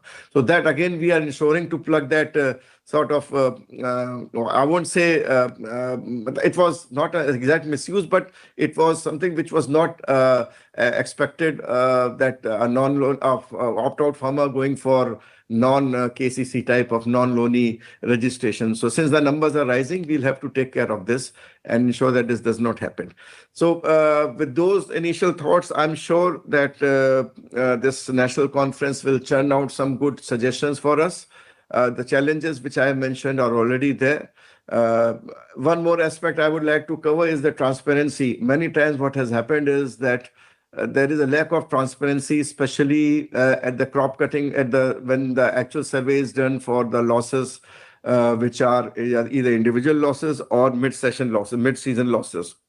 And there have been instances where once the farmer gets the compensation, he or she complains about very less compensation, even though the losses were very high. So there was an instance of Madhya Pradesh where the farmer had a huge loss, and but he or she got only 1,200 or something like that. There was a complaint given to the Honorable Minister, and when we inquired, it was found that the data which was uploaded about the losses due to the mid-season loss was erroneous. That was incorrect, and which led to this. So we had to take an exercise of checking whether there are some more instances like that or not. Now, this is something which is not acceptable. So now what we are saying, that any such survey which will be done, it will be done with where a copy of, if there is a manual survey done, the copy of the survey report will mandatorily be given to the farmer, so that the person knows that what was the losses. So if there is any incorrect data uploaded on the portal and which leads to incorrect less payment of compensation, the farmer has a right to show it, and there will be more transparency. And even the district administration will also have an opportunity to check whether the compensations being paid are as per the reports which were survey reports which were done in presence of the farmer, the revenue authorities or the agriculture authorities, and the insurance companies. The third issue is of crop cutting experiment, and crop cutting experiment has to be done through the app system. There are still states who are not using the app to upload the crop cutting experiment data. And even there, we would like that the crop cutting experiment data should remain accessible to the state governments and to the persons against whom the crop cutting data the crop cutting experiment was undertaken, so that there is transparency and dissemination. There have been a case of Rajasthan also, where the insurance company forged the data of crop cutting experiment and the surveys, and ultimately even the state government had said that the sign of the revenue the authorities of the district were also some sort of forged, which led to some FIR and some issues. So this sort of thing gives a bad name to the crop insurance scheme, and it doesn't serve the purpose. So we need to ensure that whenever the parties go to for any sort of survey, whether it is survey of individual losses or whether it is survey of mid-season losses or whether there are crop cutting experiments, the farmer is necessarily present and signature of farmer is taken, and the data of that losses assessment has to be given to the farmer, and on the portal it should be accessible to with the concerned farmer as well as the district authorities, so that there is no such complaints related to manipulated data or something like that. So with these words and with these views, I would like to close my my talk, and I wish you best of luck for this remaining part of the conference. And we hope that this crop insurance scheme further improves in transparency, in operations, and in coverage. Thank you very much.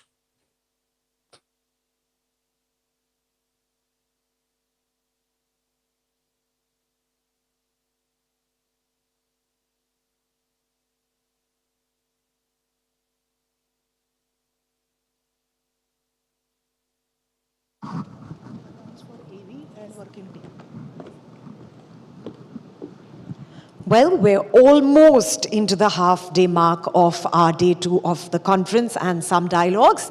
With that, I want to quickly ask you all, have you all been enjoying yourselves in the last 2-3 days? Yes?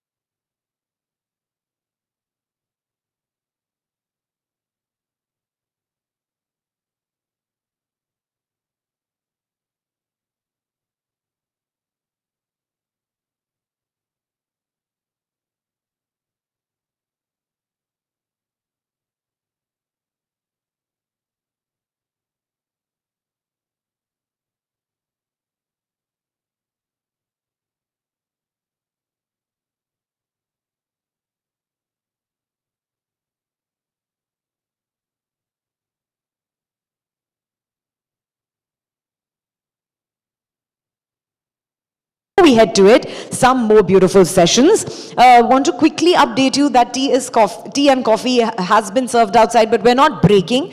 We're going to do a moving, rotating, working tea. So in case you really need that dose of caffeine, please go get it. Else, stay tuned for what's coming up next. We now have an idea sharing session for leveraging Network of India Post to enroll farmers under PMFBY. And to do that, we have just the right personality. Please let's welcome Shri Vikas Dhal, DGM India Post Payment Bank.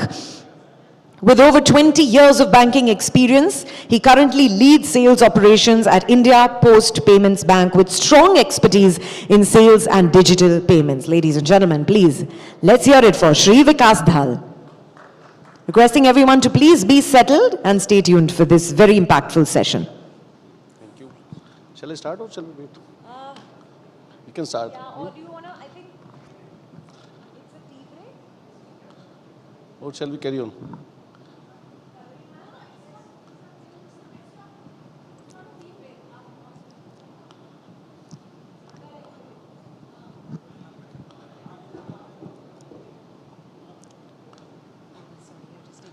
not a tea break.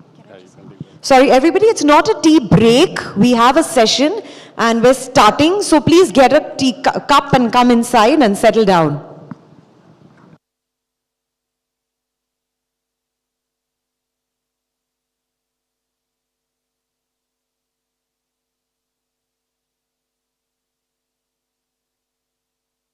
Shall we start in 5 minutes? Yes, everyone, please come back in exactly a few minutes and let's get started.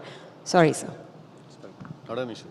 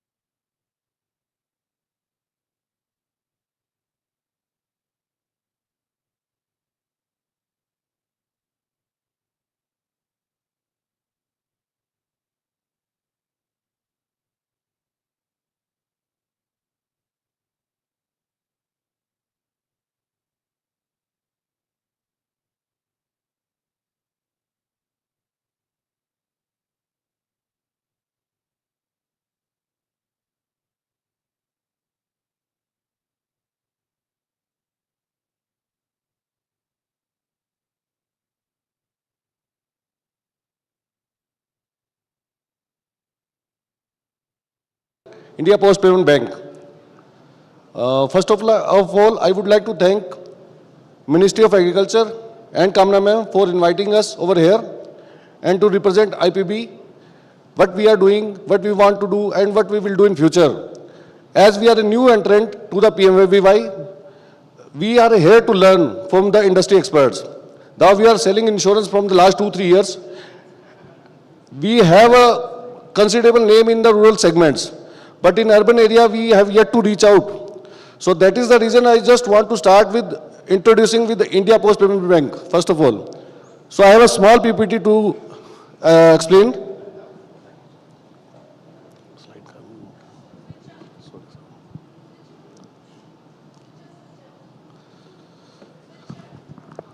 I got it, ma'am. I got it. That's for them. So first of all, I would like to introduce with the objective of India Post Payment Bank. If you can understand, our key objective is the financial inclusion and digitization of payment by utilizing the extensive and vast infrastructure and distribution network of Department of Post. The bank was inaugurated by Honorable Prime Minister in 2018. 100% equity owned by the Government of India. The bank is set up under Department of Post, under Ministry of Communications. So we have an objective towards RBI, towards nation, and we have self-sustenance objective also.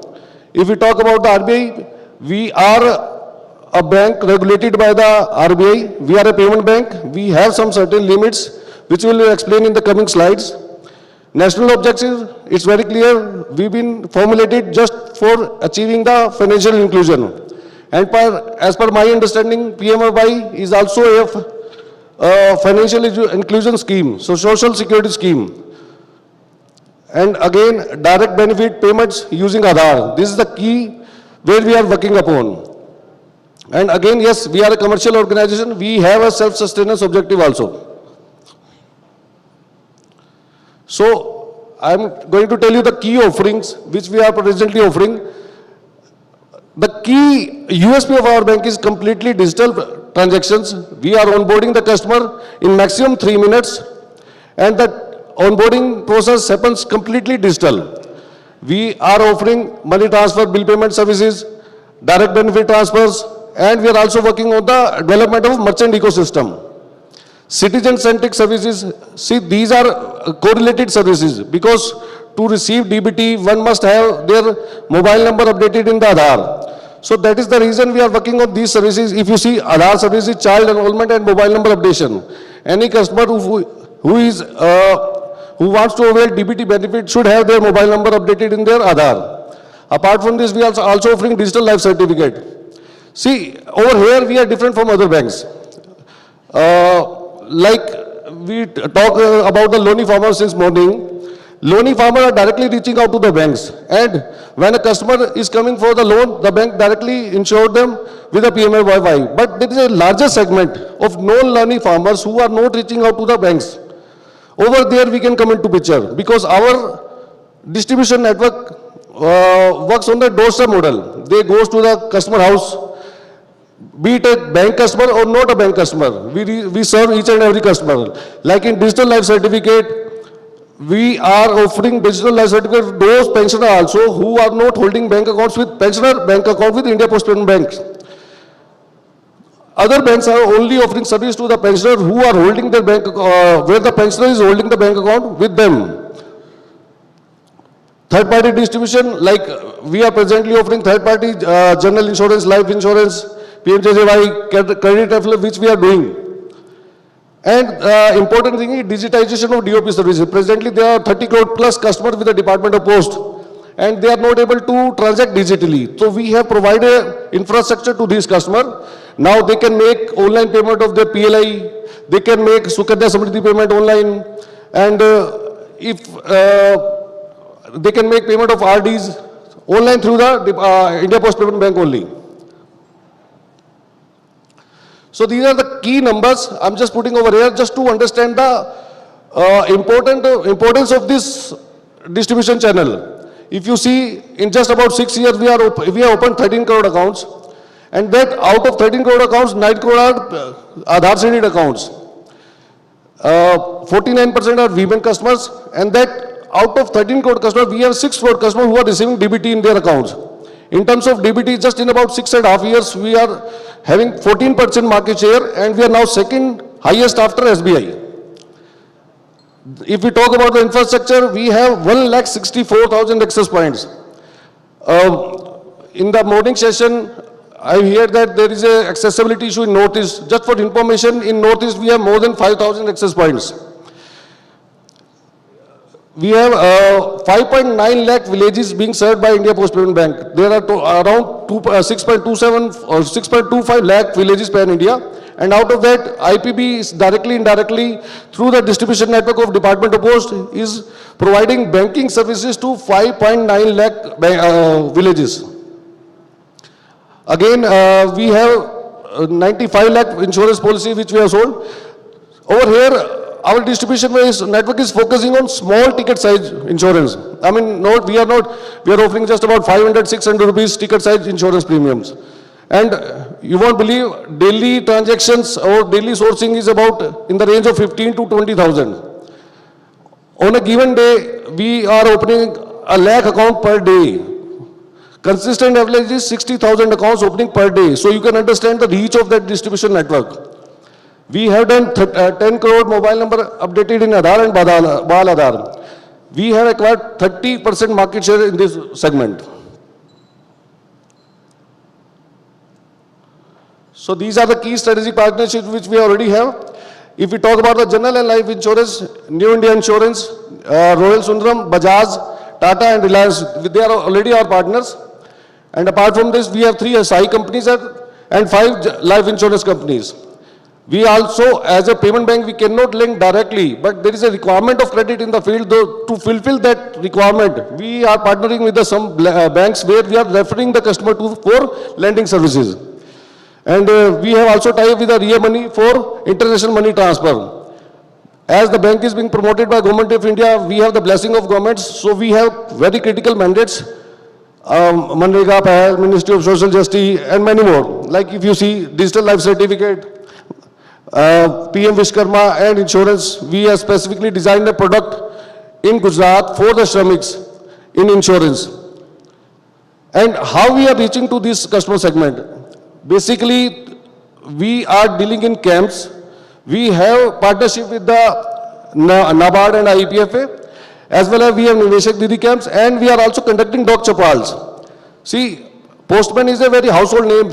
I mean, if you go to any town, you and me need to convince a customer to avail any service. But that postman, he need not to convince a customer. He just need to inform that boss, this thing is available, you take it. This is the trust which is available with the postman. So this is very key data which I want to share with you guys. Presently, we have 10 crore plus customer in rural areas. We have opened 13 crore account, but out of that, 10 crore customers are in rural areas. 5 crore customer, out of that total 13 crore, 5 crore customers are from the agriculture segment.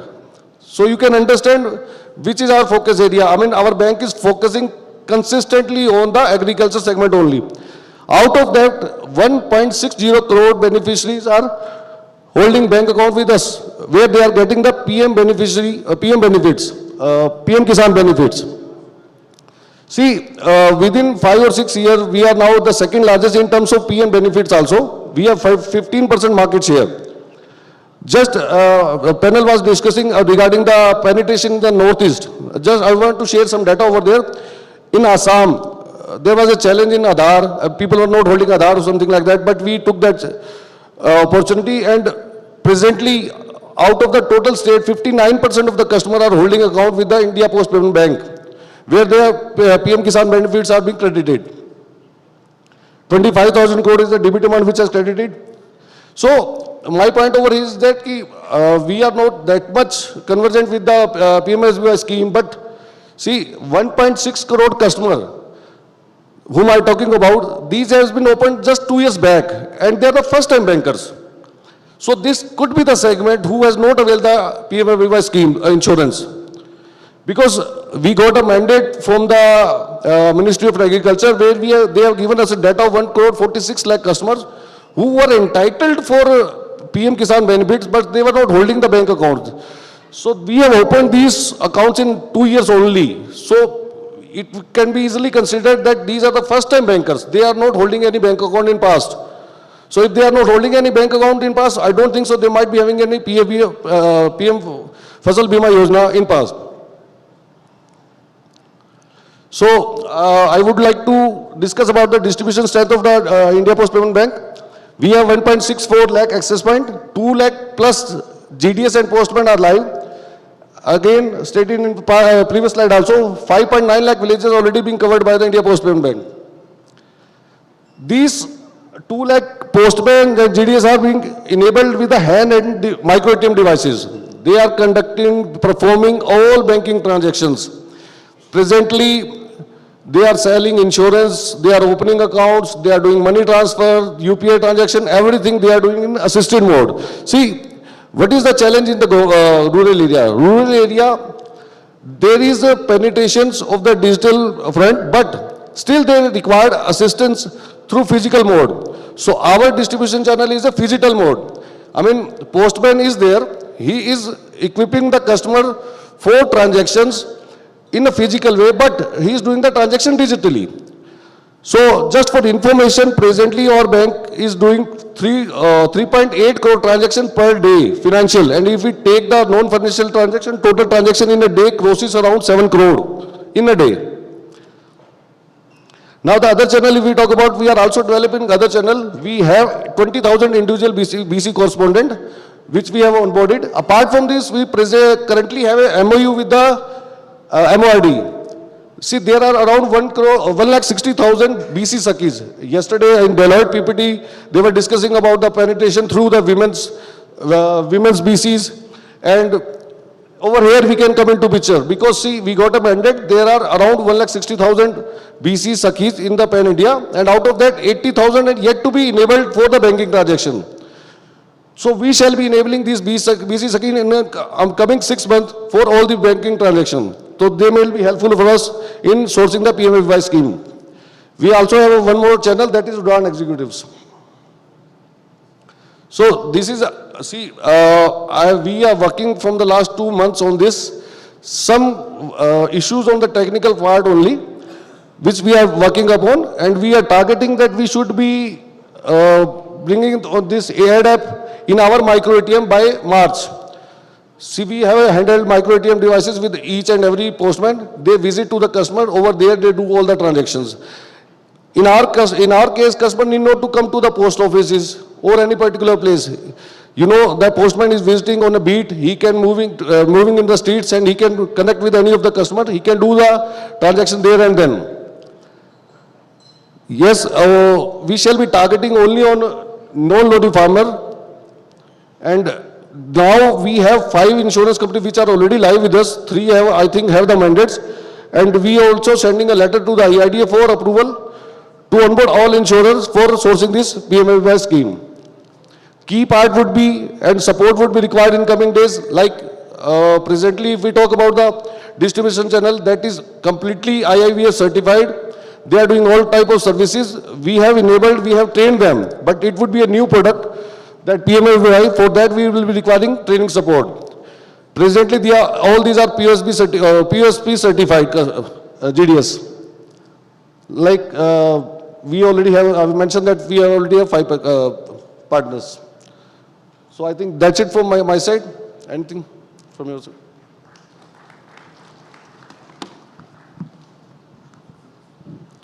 Any question, anyone?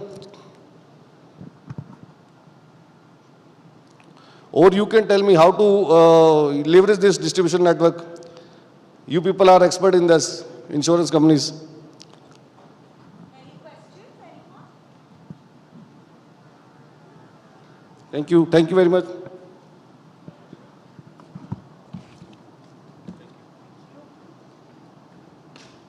Thank you so much. With that, let's move to another very interesting panel discussion. Remember, keep it as interactive couple of more sessions before we call it a day here. So keep that food for thought, keep those thinking caps on. Now let's head to a panel discussion on parametric insurance for disaster relief for agriculture, crop losses, and pre-setting weather triggers for add-on covers under the PMFBY and RWBCIS. And to do the honors, we'd like to request Sri Ajay Singh Ji, National Program Director at the Central Project Management Unit, to please come up on stage, introduce the esteemed panelists, and bring his rich experience on this stage. Sri Ajay Ji, over to you.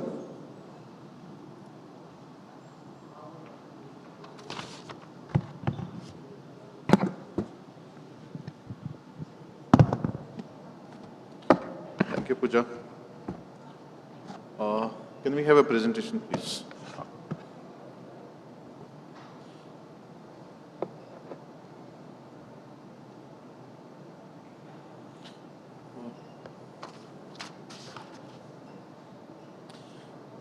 So basically, the problem statement here, we discussed briefly yesterday also, and there were a few questions from insurers as well, specifically related to the add-on covers, which as of now are maybe handled conventionally. There is no set objective parameters to define and decide whether the triggers have happened, whether there is a weather peril which qualifies for a claim under the PMFBY or RWBCIS, and how do we objectify it, how do we parameterize it, and how do we make a systematic approach for identification of a specific peril led by the crop loss surveys and then the assessment of losses.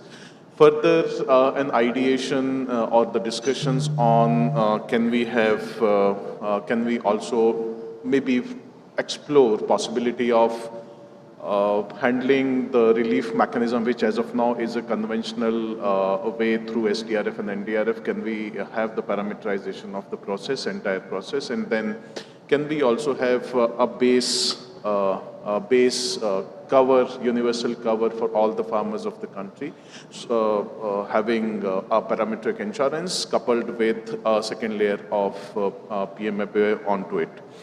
So before that, just a context, India has been doing RWBCIS, which is weather-based parametric insurance, for last couple of years.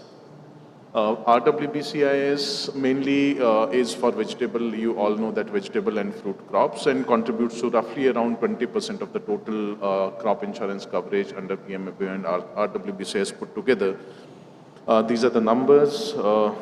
And as of now, almost 9 states of the country are implementing RWBCIS for their horticulture crops. A lot of other states are yet to explore the possibility of implementation. So this means that the horticulture and vegetables of the farmers are still exposed to risks for which we are not offering, or we are not able to offer any of the risk protection to the farmers of these left out states. So I think the time has come where the states also need to think and explore how do we provide coverage to all those farmers who are into plantation, who are into vegetables and horticulture crops, along with the food grains crop as well.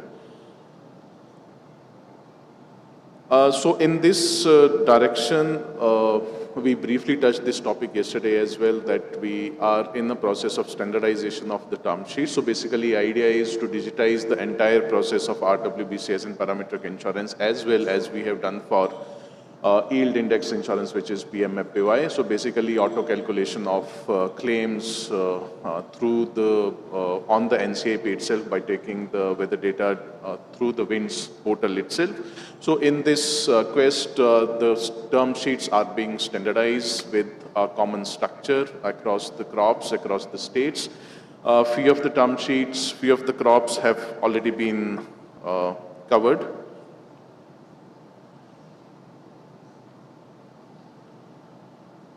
Yeah. So few of the crops have already been covered and term sheets have been standardized. We are taking roughly around 15, 16 major horticulture crops, out of which Standardization of term sheets for 5 major crops have been completed, but then the rest of the term sheets will also be completed maybe in the coming month and communicated to the states for adoption of these term sheets, taking up to SLCCI and maybe involving the local universities for tweaking here and there if required as per the agroclimatic requirements. Coming to now, this is what has already been done. Now the problem statement is how do we parameterize and how do we set the objective criteria for identifying and qualifying any weather event as a payable weather event or the insured weather event, and followed by obviously the loss assessments and compensation to the farmers. This is something which as of now till in the last 10 years journey we have not tackled, but now the time has come that it's a opportune time to maybe think through and then set some procedures, some SOPs around these issues, and across certain states these issues have been quite problematic. Apart from this, the ideation is, which I mentioned earlier also, to have a base cover for universally for all the farmers, basis the parametric insurance, in line with SDRF, NDRF relief mechanism, or maybe replacing the NDRF relief mechanism through a parametric approach, scientific approach, and then coupled with a second layer of PMFBY for all the farmers who are opting for or who are getting enrolled under the program. So this is basically the conceptual idea of convergence of SDRF, NDRF relief mechanism with insurance, and then having two-layer kind of a setup, universal for a base cover universally for all the farmers across the country, and then coupled with a second layer of PMFBY where the farmers get enrolled as it is being done currently also. So to have a discussion, because these problem statements require solutions which cannot be a conventional solution. It has to be some technology solutions to handle and address these issues. So to help deliberate and arrive at some kind of a suggestion or recommendation and the way forward for us to adopt, I'm inviting the panel here on the stage, starting with Dr. Bimal Kumar Bhattacharya, Group Director, Space Application Center, ISRO. Dr. Soumya Bandyopadhyay, Director, MNCFC, Ministry of Agriculture and Farmers Welfare, Government of India. Dr. V.M. Chaudhary, Group Director, Agri-Sciences, NRC, ISRO. Dr. Vinay K. Sehgal, Professor and Principal Scientist, Agriculture Physics, IARI, Government of India. Shri Vinay K. Awate, Government of Maharashtra. Shri Rajesh D., General Manager, AIC of India Limited. Shri Amulya Das, SVP, Indus General Insurance Company. Shri Salahuddin Doib, Senior Underwriter, Liberty Mutual Re. And Shri Chandan Verma, Head Agriculture, Swiss Re India.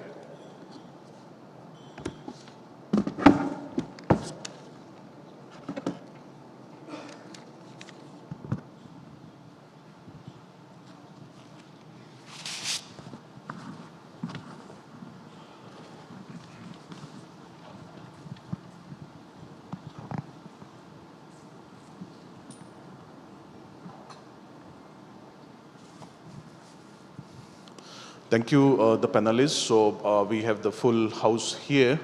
So I think with my brief presentation, the problem statement, I have tried to make it clear for the panelists to have their comments and inputs and recommendations.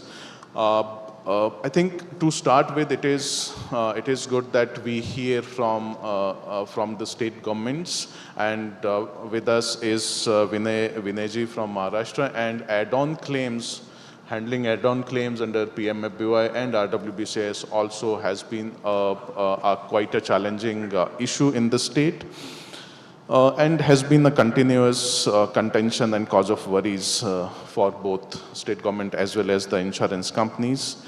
More from an angle of maybe issues of unqualified loss intimations and potential moral hazards creeping in. Vinayji, what do you think could be your take being representing a state government to deal with such scenarios in more objective and efficient way, especially the localized intimation thing? And further, since you have seen a calamitous Kharif 25 season this year, and there has been a lot of relief package being announced by state government as well as government of India. So what is your experience maybe from the past and from this season also, whether this relief mechanism under SDRF and NDRF can be made more objective, more scientific, and maybe can we think of introducing a parametric insurance mechanism under the relief system as we adopt as of now in the country? Thank you very much. As far as it is concerned about the add-on coverage, we started the add-on coverage since 2016. Until date, around about 9 years have been completed. And if you see the add-on coverage, actually the benefit of this add-on coverage in Maharashtra start from 2021 onwards only. And if you see the 5 years database, then there are a number of, that is 2.50 crores of intimations were there in last 5 years, out of which 68 lakh intimations were rejected by the insurance companies. So the percentage comes to around about 20% as a whole. But if you go then season-wise for Rabi 21-22, out of 1,13,000 intimations, 82,000 intimations, that is 72% intimations were rejected, and that for in Rabi 22-23, out of 2,23,000 of intimations, 1,60,000, that is 71 intimations have been rejected. So the rejection of intimation is also a big problem to the insurance company as well as to the state, because a lot of agitations were taking place that kindly consider there are a number of reasons for rejection, just like the intimation is given after 72 hours of the calamity, then the trigger which is not covered under the localized calamity, just like wild animal attack or drought or infestation of the pest and disease. So in the app only, we have to give only the options which are covered under the localized calamity. So the options which are not covered under the localized calamity should not be there, so that the farmer will not, get confused about this thing, choosing this thing. And as far as it is concerned, the localized calamity and the losses, we have around about 4 add-on coverage, that is the post-harvest losses, mid-season adversity, prevented sowing. And for last 5 years of experience, our total claim is 23,000 crores, out of which the prevented sowing has only 14 crores. Only one time it has triggered since in last 9 years, only one time it has been triggered, that is the prevented sowing. The mid-season adversity claims are around about 4,435, which accounts for 20%. The localized calamity accounts for 10,800 crores, which is 48% of the total claims. And the post-harvest losses accounts for 1,818, that is 8%. So if you sum up all these mid-season, localized calamity and post-harvest, it comes to around about 78% of the total claims. While calculating the burn cost and deciding the burn cost, I think these factors should be taken into consideration because the only CC has only the 25% of the claims, and we consider the CC gaps while calculating the burn cost. So the mid-season, LH and post-harvest losses should be considered. The second thing is that there should be under the localized calamity as well as post-harvest losses, we again and again reiterate that there should be proxy triggers. Just like in NDRF and SDRF, there are 2 proxy triggers in Maharashtra. You should have 65 mm of rainfall in 24 hours, that is the intensity, and the second thing, 10 millimeter of rainfall for 5 continuous days, that too 50% more than the long-term average. Because in Konkan and Ghat region, the rainfall is much more higher than the 10 millimeter, so the trigger easily gets hits. But it should be 50% more than the long-term average. Long-term average considered for 10 years minimum. So this kind of proxy trigger should be for the LC and the PH. It is necessary to reduce the fraudulent intimations and this thing. So this is necessary. In Spain, when we go for this kind of insurance study, in Spain, the Agroscogro, it is the company, there is one product and there are a number of companies who are offering that one product. And the country has done that the insurance cover given to which kind of calamity, the state will not sponsor that kind of SDRF and NDRF. So we can think like that because both the fields, when we are doing universalization, the whole premium is being paid by the government, and under the SDRF, whole assistance is given by the government only. So for the same calamity, we are providing twice the compensation. So the calamities or the triggers for which we are providing the insurance coverage, we should not give we should exclude them from the NDRF and SDRF. This is the policy decision taken at the state and the central level. So the farmer will be then incentivized to get into enrollment into this thing, and you will not get double benefit for the same kind of this thing, and so the government will be able to provide a good kind of remuneration. The second thing is that the technical intervention, it is necessary in the localized calamity. There are a few suggestions apart from this thing. Whatever in earlier panel it was said that there is a hailstorm cover which is required for the horticulture crop, that is under the restructured weather base. It is not. It is add-on cover, but it is given by the state, and the 100% premium subsidy is given by the state. Central is not participating in this thing. So the hailstorm should be the part of the restructured weather base this thing. In the central only, and central should part in the subsidy also. Second thing about the permanent damage to the orchard, which is necessary, which is not a part of the RWBCIS. In case of cyclones or any catastrophic event, there is 100% damage to the orchard, and which is not covered under this RWBCIS. So for the whole year, such kind of cyclone or the natural disaster cover should be given for the horticulture crops under the RWBCIS. And the last thing is that the penalty clause should include in the guidelines for the farmers, sir. Because if you see, last 2 years we have cancelled more than 12 lakhs of bogus applications under the crop insurance. The number might be much more higher, but we could able to search only 12 lakhs of, and it is very huge. We have saved more than 1,000 crores of premium. And under horticulture in the last 3 years, we found more than 50,000 applications where there is no crop, absolutely no crop, and still the farmers are taking. This year also in Jalgaon, my team, I have sent in Chopra, 82% are the fraudulent applications.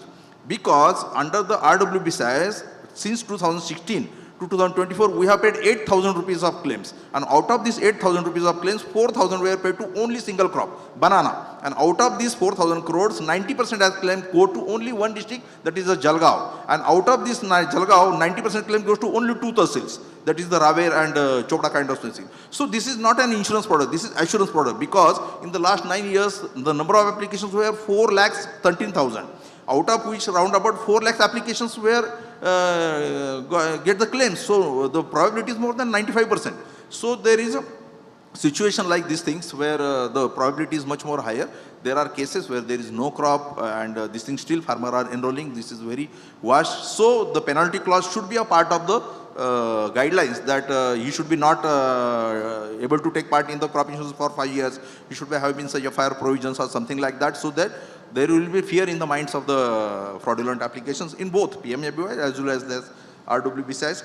Sir, another one thing is that you talk about the setting of PMA unit. A lot of states are not setting up the PMA unit because in the guidelines you have stated that out of the budget 3% provision should be given for the contingent expenditure, but no state is giving that 3%. In our case, I had a 5,000 rupees of budgetary provision, so I am entitled to get 150 crores, but my state is giving only 10 or 19 crores of this thing. So this is my proposal, that out of the premium which is collected at the central level, you forget about 3%, but you give 1% to the state, just like an Insurer account, there should be an account for the contingent fund, and out of the premium collected from the state, 1% should be transferred to that Insurer account, from which the PMU and other administrative expenses for the PMFBY can be done. So every state can do it very nicely, because to get the funds from the finance, because finance doesn't know anything about the crop insurance, they just want to cut down the expenses. So to have one manpower also, it is very difficult for us to convince that. So for setting up the PMU, this will be the provision that 1%, you can keep it as 1% of the total premium amount. So this thing, for the CCs, you should give at least one step, that is at the district level login, editing option. Because what happened, the primary worker, the gram sevak or this thing, they don't know about the units, so they convert milligram into gram or kgs or quintals, then the figures will be very discriminatory figures. So there should be one layer, that is the district login, they could able to edit the exact number of productivity which is being reflected. So this is some of the this thing. Thank you. And the per application, last thing, the per application sum insured we should keep 1,000. Below 1,000 rupees, we should not allow that application, and the payment should be done farmer ID wise. then it will solve the problem of low payment like 5 rupees or 10 rupees, something like that. Because one farmer has 20 or 25 kind of applications. So it will not solve the purpose. So the application-wise claim has to be calculated at the back end, but the payment has to be done at the farmer ID-wise. Then largely this will be taken care of. Thank you, sir. Thank you, Avtaji. So I think these two points of yours, making payments at farmer ID level, farmer level, and then sum insured of 1,000 rupees, I think these have already been taken care of. And then we have also introduced a CC notification module wherein the units are coming from the notification as notified by the state government. So I think from Kharif 25 onwards, so this issue will also be sorted out. While two important things to be taken note of is getting the hailstorm also as part of the government of India's regular premium contribution. That is one, and maybe we were also discussing about can we also have the maybe a hybrid product for indemnity, loss of plant, because then it is 5 to 7 years of again a waiting period for the farmers if the plant is once lost. So I think can we also have a hybrid model of having an indemnity product coverage for the plants as well. So nice inputs from you. Now coming to the to the insurer who has been witnessing issues of loss intimations and calamity, especially in the state of Maharashtra and other states also. So coming to Rajeshji, to you, since insurance companies are responsible and are basically liable to underwrite risk and then pay the claims when the time comes for the claims at the time of calamity happening and striking the insured farmer. However, the moral hazard and challenges associated with field assessment of losses, especially under add-on covers, becomes a nightmare sometimes, especially in the situations. So how do you think the insurer can cope up with the sudden flux of loss intimations coming from the farmers in a very limited time period across certain states and certain geographies? And what could be the mechanism, technology as well as operational interventions to address such situations more efficiently here? Thank you, Ajay ji, for giving the opportunity. Of course, as all insurers know... Maybe you can raise your mic a little bit. Hello, am Yeah. I audible? As all insurers know, it's a humanly impossible challenge when thousands and lakhs of intimations, loss intimations are coming in a very small window of time from certain districts or a pocket of the district to arrange for the manpower required for field survey and assessment of the loss and settlement of loss thereby, that too within the TAT as provided in the scheme guideline. So however, going by the experience we have gathered over the years with this type of issue in hand, of course, Ministry has cut in with certain interventions of late from Kharif 23 onwards, which all of us know, which has helped in a big way to tackle this issue of getting lakhs and crores of intimations within a short window under the premise of some event has occurred. So even then, going forward, it is the right time to take stock of the things, to make the system objective and robust so that the system shall drive the operations rather than the contingencies. Now it has become a contingency many times. So we know that basically the intimations are coming per se as per a perceived peril operated in a particular area which is seemingly seen as insured.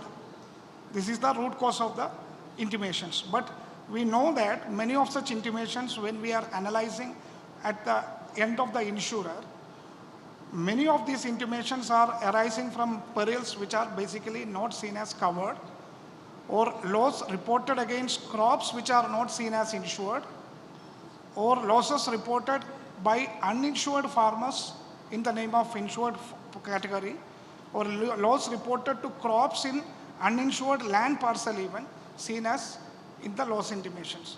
So prima facie, these are all ineligible loss intimations, wherein right now the present context is that in many states, as per the notification itself, insurance companies are bound to go to the field survey, fully knowing that basically there are these are ineligible intimations.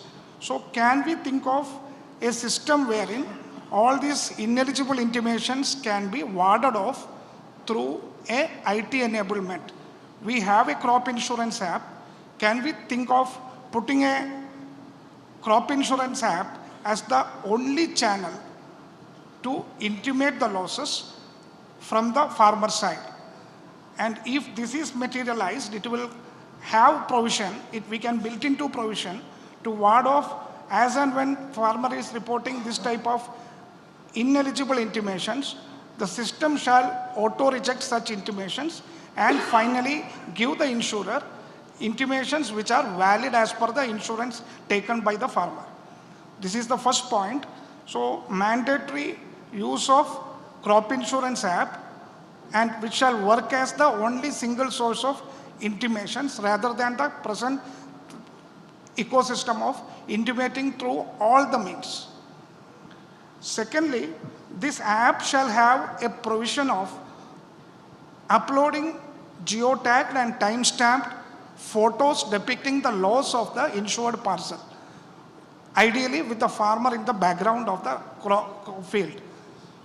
The point is, many times, if the photo is vindicative of the loss, insurer can take a considered opinion, a decision rather, even not to have a field survey, if the insurer so agrees with the loss as vindicated through these photos, at the discretion of the insurers, even without resorting to the field surveys, they can agree with the loss as reported by the farmer, and accordingly the losses can be settled.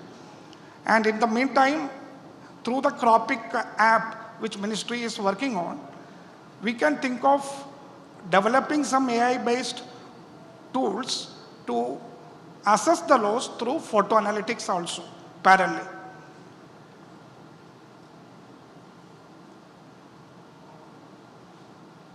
So loss intimations, when routed through this app, shall also have a OTP validation tool, because many times when we go after receiving a loss intimation to a farmer's field, we have come across a situation wherein he is not acknowledging that he has intimated.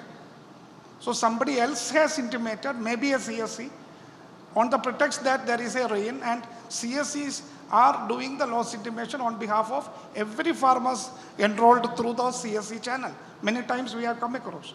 So to ward out such things, can we have a self-validating OTP-based tool in the app built in, because that OTP can be shared through the mobile number of the farmer only to acknowledge that the intimation is valid and it has come from the farmer side. And as I told already, the recent definition of an event and a break-in event when it comes to perils like rains or unseasonal rains have greatly helped to classify the ILAs even to a new category called widespread ILA as well as sporadic ILA, and it has indeed helped to tackle this issue in a better way from the insurer side. Thank you, Rajesh. So, thank you. So now, having heard two important stakeholders, the state government and the insurance company, so now coming to kind of exploring if we can have a technology solution onto this. So coming to you, Dr. Bandyopadhyay, my question to you is, since this is now the need of the hour to graduate to be more objective and efficient in estimation of a weather event, whether that qualifies for a loss. And accordingly, one of the intervention could be to make crop level and area specific weather triggers to identify onset of specific weather events under add-on covers under the PMFBY and RWBCS, both the schemes. What role do you think technical institutions can play in achieving this to make the process more objective and transparent and maybe relatively easier? Thank you for this opportunity. This objectively determining the crop loss of course, technology has a great role to play. Now, what are the weather perils we should focus? So first, which comes to our mind is the rainfall. So the rainfall deficits, one is the dry spell. So in this crop specificity, so we can use the long-term data sets, that's the historical data sets, and then we are developing the winds network, which is the hyperlocal data sets, and those data sets will play an important role. Along with that, when there is an excess of rainfall, there is inundations, and these inundations also, satellite data helps to detect the area which is inundated, the amount of the extent of the crop area which is inundated and damaged, and also the amount of the rainfall which has occurred within the certain period of time, whether it is a heavy rainfall like more than 40 to 50 millimeter rainfall for few hours, 2 to 3 hours, that will create the inundation until the soil is loamy or sandy type of soil. Then comes the heat stress or cold stress. We have seen in 21-22, there is a substantial amount of loss in wheat crop when the temperature has risen some few degrees centigrade during the grain filling stages. So crop stage is very important as far as the crop loss is concerned. So we should focus on these crop stages, whether it is a crown root initiations, vegetative stage, flowering to milking stage, maturity stage, and then pre-harvest stage. So this has happened during to that grain filling stage, and which increases that photosynthesis and reduces the total temperature heat unit which is required for the crop to grow, and crop has matured very fast, and that yield has reduced. So these are the things can be monitored using the weather data, amalgamations with the satellite data. And we have also in discussions with the ISRO and ICR that we will do the farm level mapping also using the high resolution data and how it can focus the crop losses at the farm levels. Then the cyclone and wind gust, our colleague from Maharashtra was mentioning, that also important. And the winds network, we are putting that wind sensors which will determine the wind gust up to 72 meter per second. And that also is an important input for this. And then biotic stress, that crop pest and diseases, which depends on the temperatures as well as the humidity and also the winds, from where the winds are blowing. In case of the pests like the locust, which comes from the foreign countries through our desert area and uses Rajasthan deserts as their breeding grounds, so those areas can be mapped, and ISRO with Ministry of Agriculture, that pest management department is already on the detections of those areas where that breeding ground is there.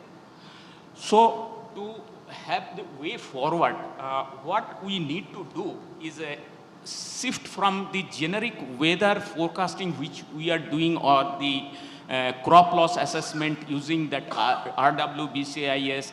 We should go the crop stage-wise, stage-specific parameter we should determine. And it should be in different agroclimatic regions, and different crops are growing and different types of their stages has to be characterized.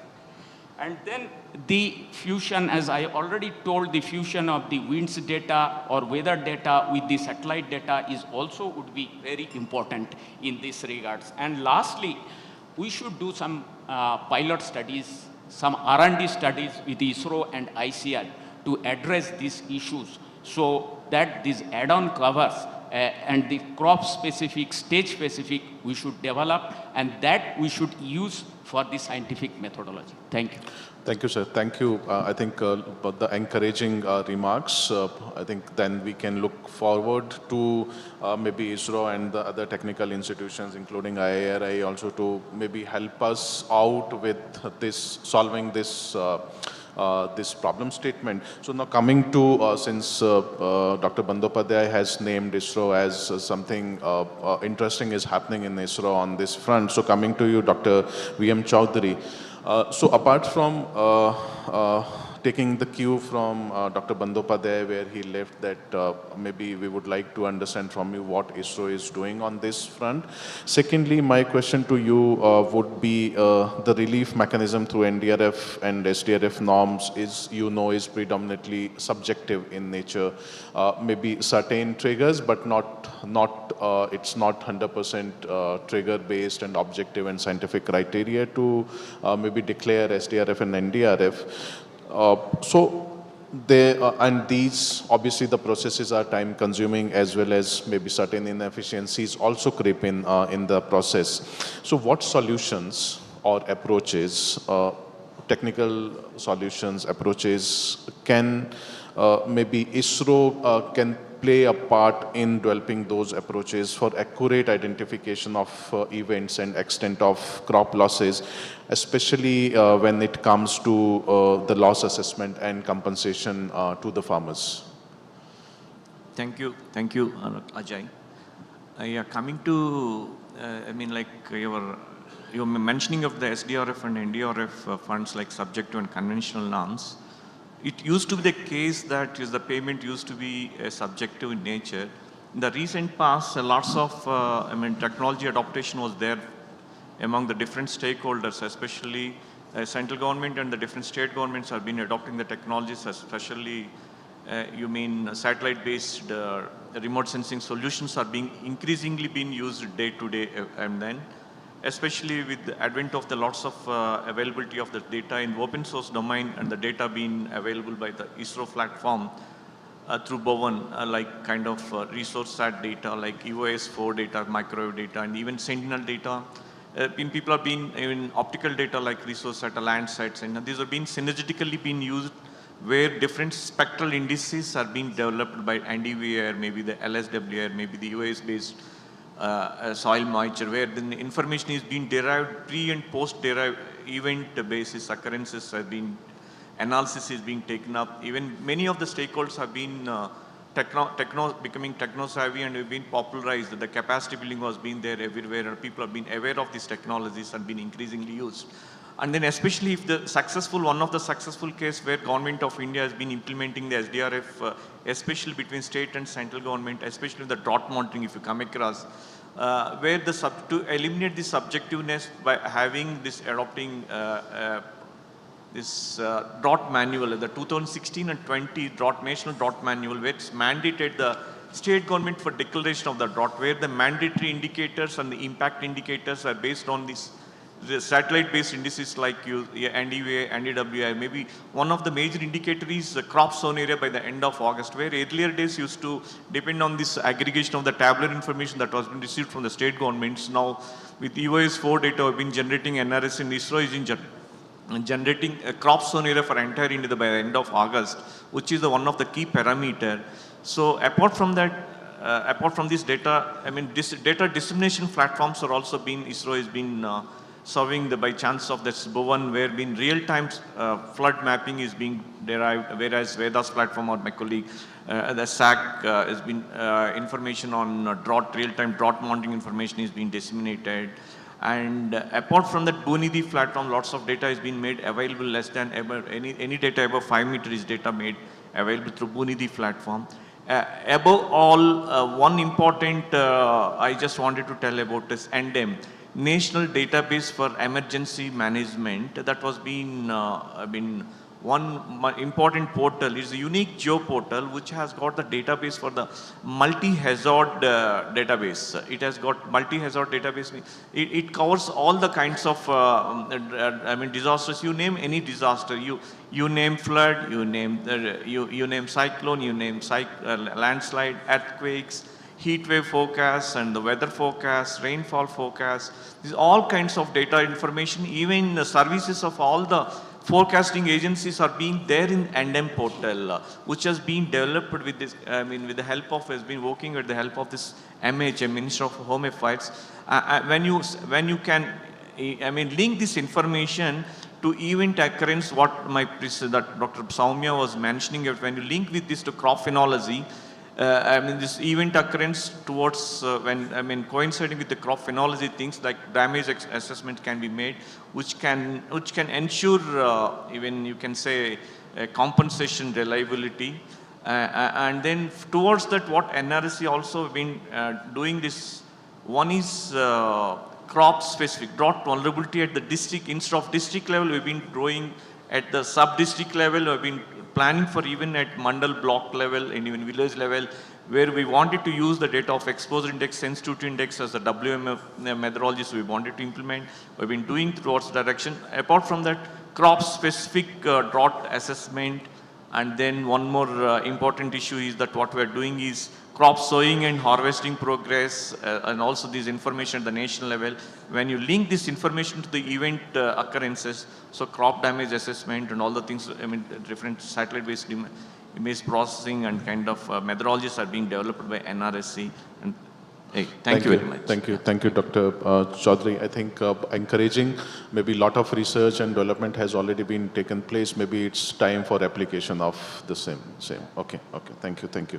Now, coming to Saleh, you have been an agriculture underwriter all your life, and you have seen all kinds of agriculture insurance, catastrophic insurance, and also my question to you from your international perspective and in your international experience is, having worked on different insurance models across multiple countries, across the globe, especially on agriculture sector, would like to have your insight on how do you as a reinsurer look at PMFBY and Indian crop business, one. And second question to you would be, what is your experience in learning from various parametric agriculture and disaster risk insurance models across the countries? And how do you think India can experiment with some of them and adopt in coming years? Thank you, Ajay. Thank you for inviting me to this panel. First thing, I've been following the agriculture insurance programs in India for many years now, for 20 years, from the days where the program was called FasalBima. So that takes us back to 2005, I think. PMFBY, first thing, what compared to the modest experience I have with other programs in other countries, what does PMFBY does much better than other programs, and what does a little bit less better than other programs? First, probably for me as a reinsurer, the biggest positive aspect of PMFBY, the program, is its transparency, really. It is unusual to have a program like this where all parties involved talks about the issue, nothing is hidden. We know that we may not all have the same interest at the end, but we still all have one common interest, is for the program to be working and sustainable, okay? And that is really impressive, to be honest with you. I have been to many conferences where people talk like the conference we have here, but very rarely do I see people almost fighting and and talking about true issue, actual things that we need to solve together, that transparently, really. And the Secretary a bit earlier, he again talked about transparency in publishing the results of crop cutting experiment. So that's the first thing. The other good thing I find about the program is the continuous effort all the parties involved are keeping to try to improve things. We all know there is no magical solution to many problems. We went out of power. But we know that experience gives us more idea. We see on the ground how things are happening, and we should always try to improve things. And the fact that this is happening on a continuous way for the program is really a good thing. Some more technical positive aspect of the program is its penetration ratio. When a country gets into doing agriculture insurance, the first biggest problem is anti-selection, really. Because most of the calculation, most of the intelligent people do to try to find the right rate, etc., is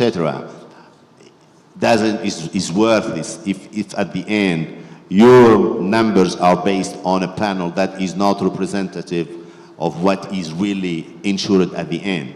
And since the penetration ratio of the program in India is still very good, okay, in almost every places. We talked a bit earlier about some states or UTs where the penetration ratio is not big, but at the end, those states are smaller, and the program as a whole still have a very good penetration ratio.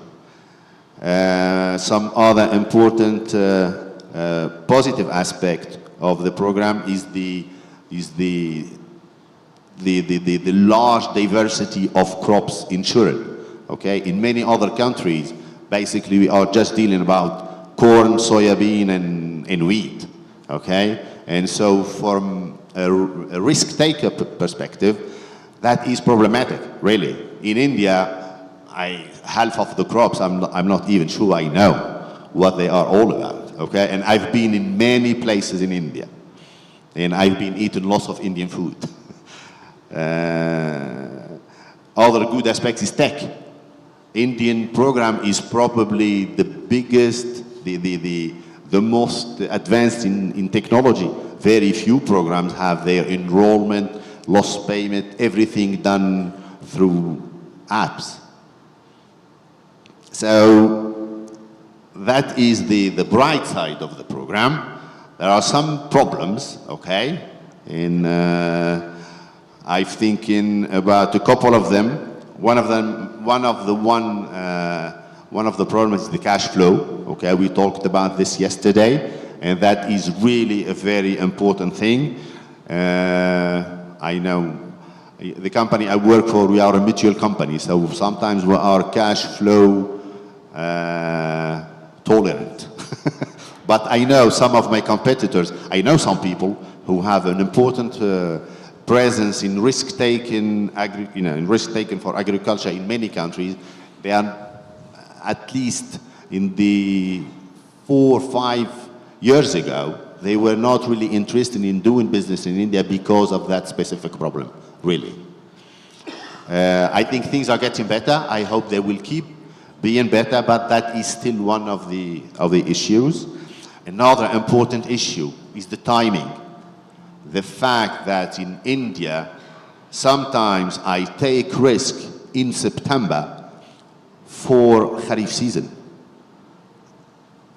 I can't do this because sometimes I know that things have been good, and sometimes I trust people in India who will tell me that things has been good, okay? But from a risk-taking perspective, it's really unusual. When I talk to my property colleagues, telling them I take risk almost halfway, if not 75% after the risk is done, they're like, what? Okay, so we really need to try to, I know it's complicated because many people are involved, but that is really an important thing. We need to have a better timing because we don't want to be in 1 year having a tender in July or August and the monsoon season not going very well. In this case, it's very complicated for a reinsurer to accept to take a risk where he is almost certain that it's basically already lost, okay? Another aspect is the contractual uncertainty. First time when we get into the 3 years deal, for the Indian market. For property people, 3 years reinsurance contract is not kosher a lot. It is not good. It's really not good. They want to have a new contract every year. We succeed in convincing them that it's a good idea to have the 3 years. But at the end, we have been having, in some cases, a 3-year contract that was revised every year. So there is a lot of contractual uncertainty, okay? And that sometimes we can manage, but sometimes it can be complicated. Same thing for tendering duration. The fact that we do a tendering for 3 years, but we re-tender on the second year. That is complicated to deal with. Some other aspect about the program that brings both good things and less good things is creativity. Young people today talk about disruptivity, okay? There is a lot of disruptivity in this program. One positive aspect is the fact that for years, the people involved in the program are trying to conceal two unconcealable things. The fact that the program is area yield based. So the idea is to cover people based on the average income, on average yield of an insurance unit. But at the same time, we know that there are local calamities, and we need to take care of those local calamities. But we can't do it for everyone, because we will be moving out of the idea of doing area yield based cover. But the fact that trying to find a solution, that is really a good thing, okay? A less good thing about the creativity that is involved in the program is, for example, SSM. That is really one of the weirdest things I've seen in my career with other programs. I see PNL in some countries, which does make sense, but some of the SSM schemes just remove the risk transfer on itself. It brings more unexpected effects, like the loss of data quality. For states that have been using the SSM, I have much less trust in the data we receive now than I have for normal state.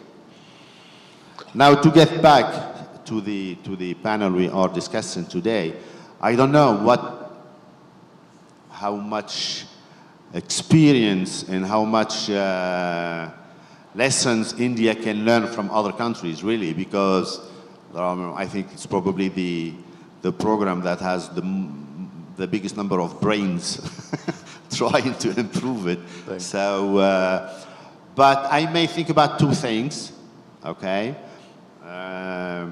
to try to topple this local calamity issue. One thing is, in some countries, there is an intermediate level between insurance and farmer. In Thailand, for example, or in France, in some cases, the deal is not directly between the insurance company and the farmer, but between the insurance company and a cooperative or the village. The amount of loss will be distributed, the global amount of loss will be calculated for the whole village, for example, and we know in the village level, some farmer may have bigger losses than others, basically because of those local calamities. And the split of this amount of money is transferred to the farmers themselves, basically. So the community will decide if A will receive, how much A will receive, how much B will receive, etc., etc. That's the first thing that I know is used in other places. Another idea, in some programs we see now, there is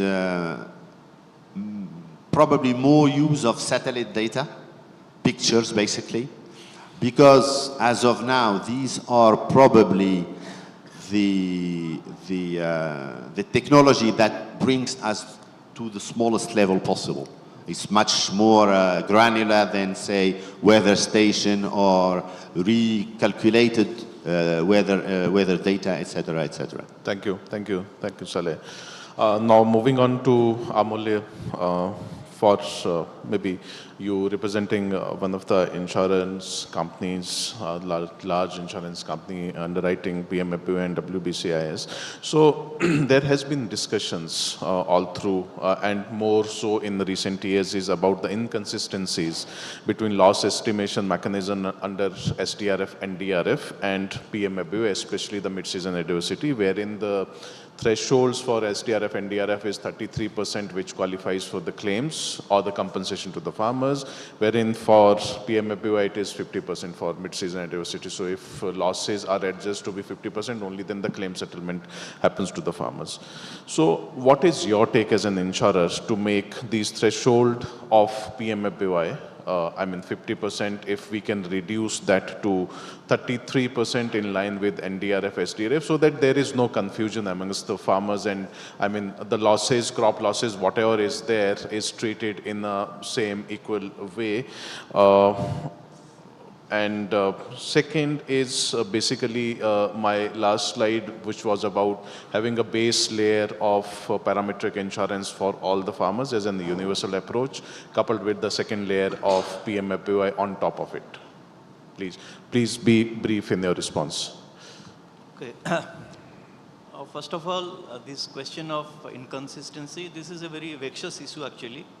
What has happened is there is the same authority which decides on the event being qualified as a state disaster relief compensation, and the same authority also assesses this in terms of a widespread calamity. Now let's keep this as the same event and the same authority, but then they use two different protocols. One is the protocol for SDRF, which is 33% area affected.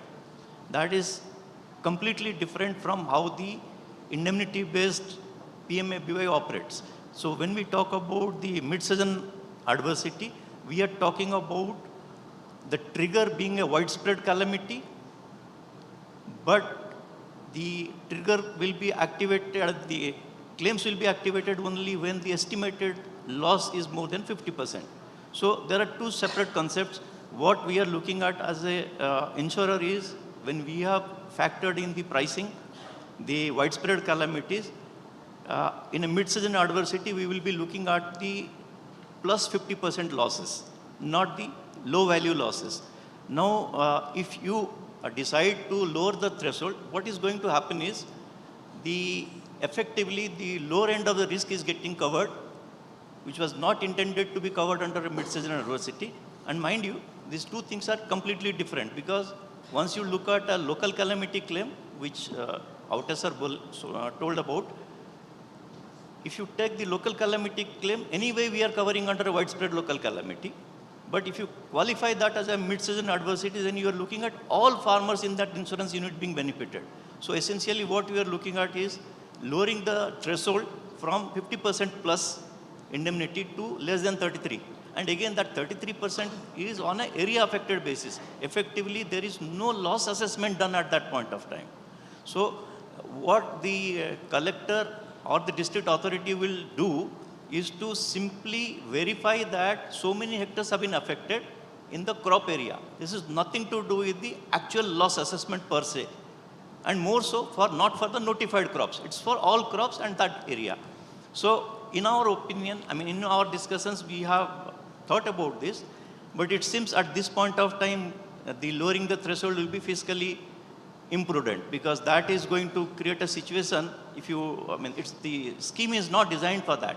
We need to have a redesign of the PMFBY scheme. In that case, what is going to happen is possibly the farmers' premium will increase, and that will be politically not sustainable. So that I think lowering the threshold at this point of time is not the way around. But yes, I substantially agree with you the way we have discussed about a base level of parametric insurance for all, where possibly we have a lower end of the risk, maybe 20-25% of the sum insured, which is exposed to all the farmers, and this premium maybe can be subsidized largely by the state government, so that there is no discontent among the people as to whether the calamity has happened, what would be the outcome. It will be largely predictable and certain. So almost everybody gets, so there will be less of a confusion.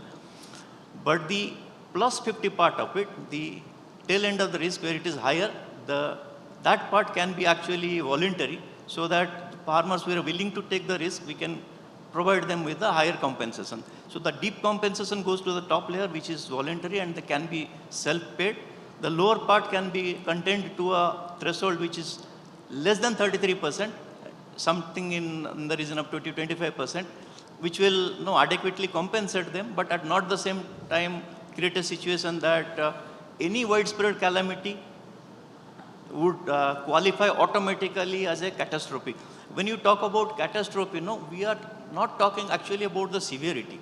We are talking about an event which is impacting a large number of people. So the severity part has to be actually, calculated in terms of the indemnity pricing that is there. Otherwise, the actuarial pricing will go for a toss. The scheme itself will become unviable in terms of the government subsidies that is going to be provided and the farmers. So we will also be creating kind of a unrealistic expectation where everybody will try and compete for a compensation to be made. So I substantially agree with the theory that we should have a two-layer system. The lower layer actually will be easy to administer and more predictable. The other part is anyway indemnity, so that would, in fact, the tail end of the risk when it is higher, it is going to substantially lower your cost of getting the pricing part of it. So it's two-way, it's going to be beneficial. Thank you. I think that's the... Thank you, Amulya. Now coming to you, Dr. Bimal Bhattacharya. So we have learned from the discussion so far, especially from MNCFC and Dr. VM Chaudhary from ISRO, NRC, that continuing to research and development on technology for application in agriculture and cropping has been a game changer so far also in the agriculture sector in India. Which technology tools, now my question to you is, which technology tools are there for maybe which can forecast catastrophic events, maybe a disaster events, and might impact crops and agriculture at large? How can we model certain critical catastrophes accurately and build or align objective compensation under insurance models around these catastrophic events? Thanks, Ajay, for giving this opportunity. As our previous speakers have already indicated very important points, just I'll add to those. Basically, if you see the tools, so first is the observation tool. So advanced observation tool is the space-based observations. So mainly for designing weather insurance, what I felt is that very little amount of data from the weather satellites have been used so far. We have treasure of data from Indian geostationary meteorological satellites, which provide 30 minutes interval data. So you can have the cloud movement, cloud coalition, of course, some part of cloud microphysics, and also there are several products which are actually coming in, and these are hosted in IMD. That includes rainfall product also. Now, apart from that, there are scatterometer. So that actually tells cyclogenesis at the initial stage of the cyclone and up to the track prediction to the landfall. So those products are available. Now the question is, now when we are trying to integrate it with the crop layers, so we require hyper-local weather products. Now in that case, if we blend our meteorological satellites with the Doppler weather radar, which are available with IMD, if these are accessible to all, then we can make blending and give the very high resolution products. Now I am giving you one example. We are just interacting with Sahyadri farm of Maharashtra. They are growing grapes in a very large manner. Their CEO, after interaction, put forth a challenge can you give us 100-meter daily rainfall product? Though they have very good AWS with IoT-based network. So still we are working on that. So the solution is that we should have very frequent high-resolution weather products that include rainfall. The advantage is that if we have the high-frequent things, then we can have the nowcasting. That is one kind of the modeling exercise. Or this can be assimilated into the numerical weather prediction model for better forecasting of the events. And also, there should be exclusively AI/ML based predictive modeling exercise, but that needs actually systematic records of the disaster as well as the data to be available. Now, towards the research part, I would like to highlight that even without having any formal collaboration with the ministry, we have started developing certain weather insurance products from satellite. So we have come up with an SRIP index. Latest we are coming up with heat wave based index. Those are all parametric index. And that does not only depend only on the spectral indices, both the spectro and meteorological indicators. So then we have recently published that how locust can be actually propagated and what are the conducive environment. So across the borders, so if there are some more demands in that and requirements, so we can consolidate, work on that. And for your information, I would like to share with audience that ISRO has worked out a very advanced meteorological sensor that is INSAT 4th generation, which will be with Ministry of Earth Sciences. And then also there is a need for the detailed vertical probing of the atmosphere for the temperature and humidity. So we will have the millimeter wave humidity sounder.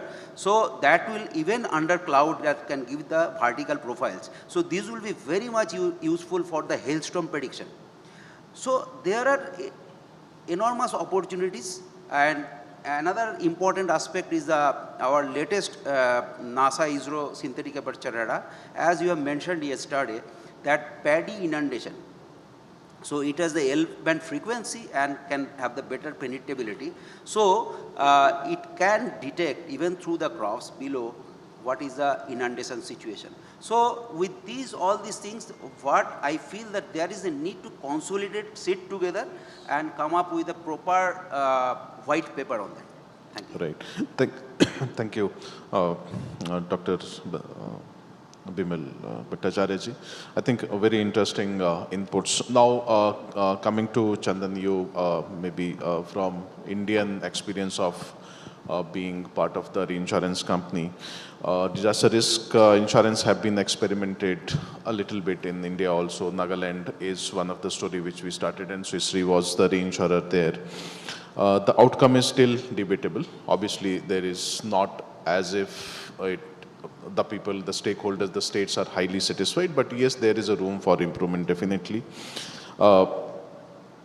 My question to you is, what is your take as an reinsurer to support insurers to write disaster risk pertaining to crops and agriculture, specifically linking it with the risk, relief mechanism of SDRF and DRF thing? And also, how do you see a parametric insurance linked relief mechanism embedded with PMFBY as a base layer to make a universal protection, which we briefly discussed also with the previous panelist? Thanks, Ajay. First, thanks for having me here.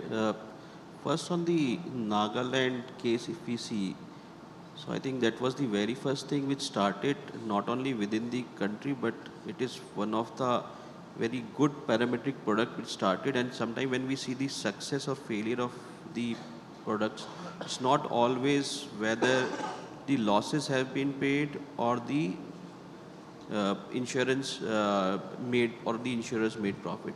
If we see, we started providing a protection gap in the country which was not available previously. And similarly, after having this product, if we see across the country, the industry as well as the government started talking about the parametric products in place.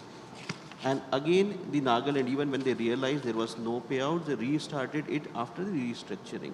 So if you ask me, I really can say it was a great success for the industry and for the country like India.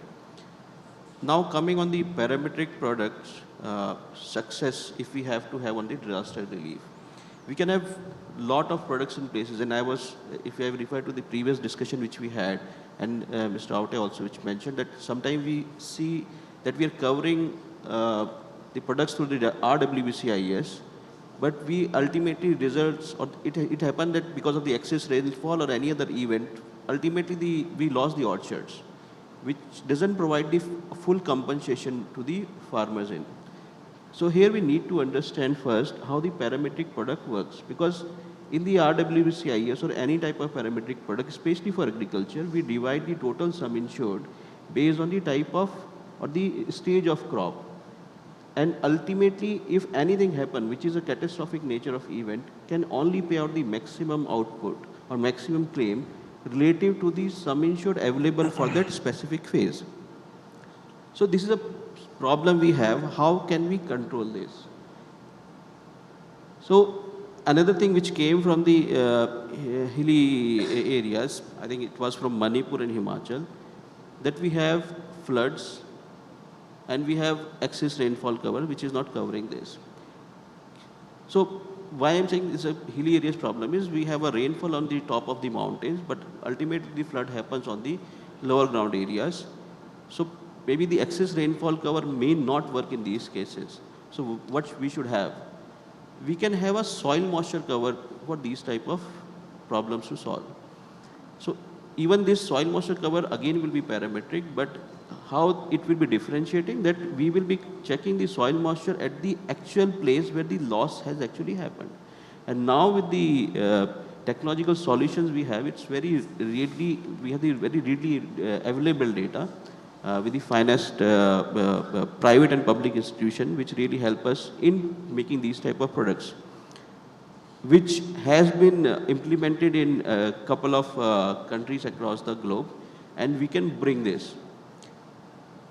Then making it like this might solve the problem which we are talking about, having the triggers for the add-on covers too, because say even the course of the season, if we have to have a parametric products to only taking care of the second trigger or double trigger, we can decide which trigger we want to have, whether it's temperature, rainfall, humidity, or anything else.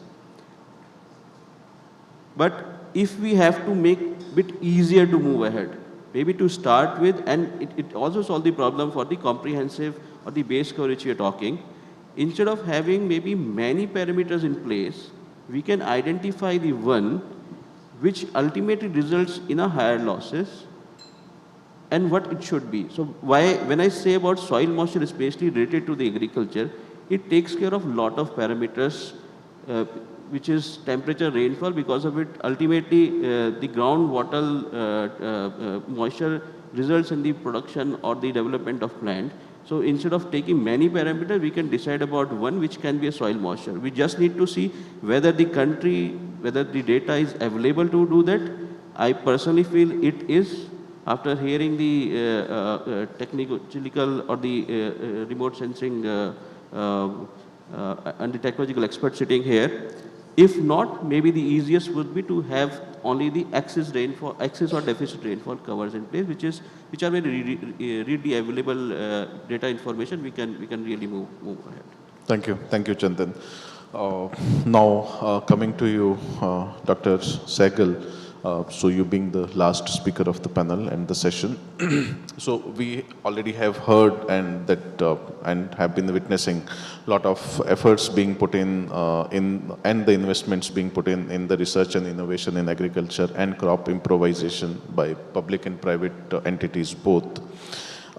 And you coming from a research background, Indian Agriculture Research Institute, and keeping in view the requirements to map crop stages, which Dr. Bandyopadhyay also mentioned about, and phenological growth of crops with the standard weather condition, which Dr. V.M. Chaudhary also referred to, so as to identify the deviations of actual weather conditions from the standard required weather conditions so as to accurately assess potential crop losses and probable compensations to the farmers also.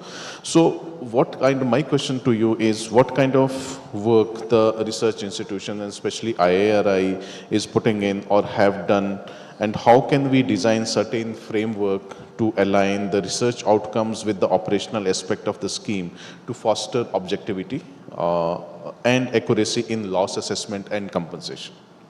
Okay. Thank you, Ajay, for the invitation. And there are two aspects which I would like to bring on forth regarding parametric insurance and the requirement of having determined the optimum phenological stage, so that whenever any catastrophic event happen, we could attribute the triggers there. Coming to the field crops, which are still not part of a parametric insurance, we have already, Indian Agriculture Research Institute with our other institutes, we have developed crop simulation models, and for the information of the house, even for wheat, we have already integrated that model for wheat into the Krishi DSS, which is very shortly going to be available online for everybody to use. So there, as you say, you click a button and say, I want to estimate potential yield for a location, for a district. And under potential condition, it will also tell not only the potential yield, but what are the phenological stages normally. So for wheat, rice, maize, these kind of field crops, they are there. Regarding coming to similar kind of thing, and research is also available for some of the field horticultural crops like potato, tomato, even onion also. Coming to our horticultural crops, which are tree or orchard crops, a lot of research has gone into and already published regarding pomegranate and banana, because what you need for doing the phenological development stage to be predicted correctly, or what is their optimum time, what you need is how much growing degree day requirement has been met, and what is that base temperature and growing degree day requirement of each of these crops. Has already been lot of research papers published, not by only ICR or IRI, but we have our institute, corresponding institute in Bangalore called Indian Institute of Horticulture Research, and some of the state agriculture universities. So pomegranate and banana are easier to be done and could be done because a lot of literature is existing. Apple also is doable. Mango is an issue because of its biennial flowering nature. So what I am expecting and how to go about it to operationalize it, what I am expecting that already you have a committee and they have identified the triggers. So this committee must have also, when they are deciding on the triggers, they must have decided on two more things. One is, which is the dominant type of particular crop variety which is dominating in a region, and it also depends on what is the age of the orchard, whether it is less than 3 years, 3 to 5 years, 5 to 10 years, more than 10 years. So correspondingly, we have a IMD generated gridded climatology. The published literature already says that what is the requirement if a pomegranate has to reach to bud breaking or flowering or fruit setting. So only what we need to do a collation of information and running to generate a, because this is a standardized information you need, which may be changing down the line 5 years. So the easy way to go about it, we can have a working group or a committee, or already which committee is there, and involvement of our Commissioner Horticulture, who is again a ICR person loaned to ministry, and then we have DDG Horticulture. Because we have for some of these, like for banana, for pomegranate, we have specially commodity-specific institutes to work on that, and they have already published a lot of work on that. Actually, the good thing is, when they were doing and publishing these kind of work, they were never knowing that what would be its use in case of crop insurance or parametric. So this is a win-win situation for both. We need it, and they have already generated. We have to bring them into one platform, generate a kind of a nomogram that this region, this dominant variety, if orchard age is this, then this would be the time, this would be the amount of, this would be the time when a particular phenological event is going to happen. So I think this is doable. Coming to you asked two more things which I would like to add on of agricultural research. One is on catastrophic event, and yesterday it was also shown by Muktanandji that we want to go for yield assessment at plot scale. We already in last season with Director MNCFC and with our colleagues from ISRO, we have partnered and we had shown that in Punjab the catastrophic event of flooding happened in case of paddy. From remote sensing, most of the people have mapped the area flooded, how much area was flooded. But we have a solution, and we showed it as an example that when a crop simulation model of paddy, which is integrated with deriving every 5 days what is the leaf area index coming from satellite, it was able to capture that flooding event, the decrease in yield, and even it also captured the small recovery in the crop which happened as the flood receded. So such kind of research and examples, and of course with in the leadership of Director MNCFC, we are working in that on the proposal to have a pilot study on doing a catastrophic field scale yield loss estimation. So this is one example. Another, I want to say that ICR in collaboration with BISA has took a great initiative. 1.5 years past, we have worked tirelessly, and we have generated what is called the Agricultural Climatic Risk and Adaptation Atlas for India at a grid scale of 5 kilometers, and it has 20 crop commodities and 10 livestock commodities. So every 5 kilometer, commodity specific, what is the risk index, and including you can look at the individual hazard. And if you are interested, you can also look at what somebody asked, we should look for mitigation. What could be the working adaptation option? So I would be sharing that link in our 13th NRC group that people should look into. Currently, one of the instance of that atlas is also going to be part of Krishi DSS. Thank you. Thank you, Dr. Sehgal. I think very, very interesting discussion we had on the technology solution already available, research already put in place. I think now time has come for application of this, and all expectation from Dr. Bandyopadhyay being the technical mind of PMFBY. I think this is something which we have to collaborate with the institutions and put in place, I think, for the application purpose under the program itself. I think a very interesting discussion we had, and I thank you. So as it's a paucity of time, so thank you the panelists for joining in and sharing your experiences, sharing your thoughts with all of us. Thank you so much.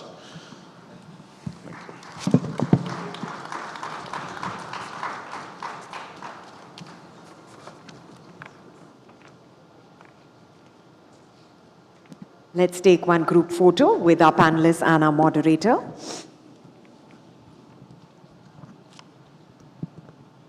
With this, we segue into another very informative session. Last but not the least at all, this one is on inferences from study on sentiment analysis on PMFBY. And to do the honors, we'd like to call Dr. Archana Singh, Associate Professor, National Insurance Academy. Can we please welcome her with an applause as she brings her rich experience of 18 years in research, training and capacity building in the areas of financial inclusion, crop insurance and rural, social and micro insurance. Ladies and gentlemen, let's welcome with a huge round of applause, Dr. Archana Singh.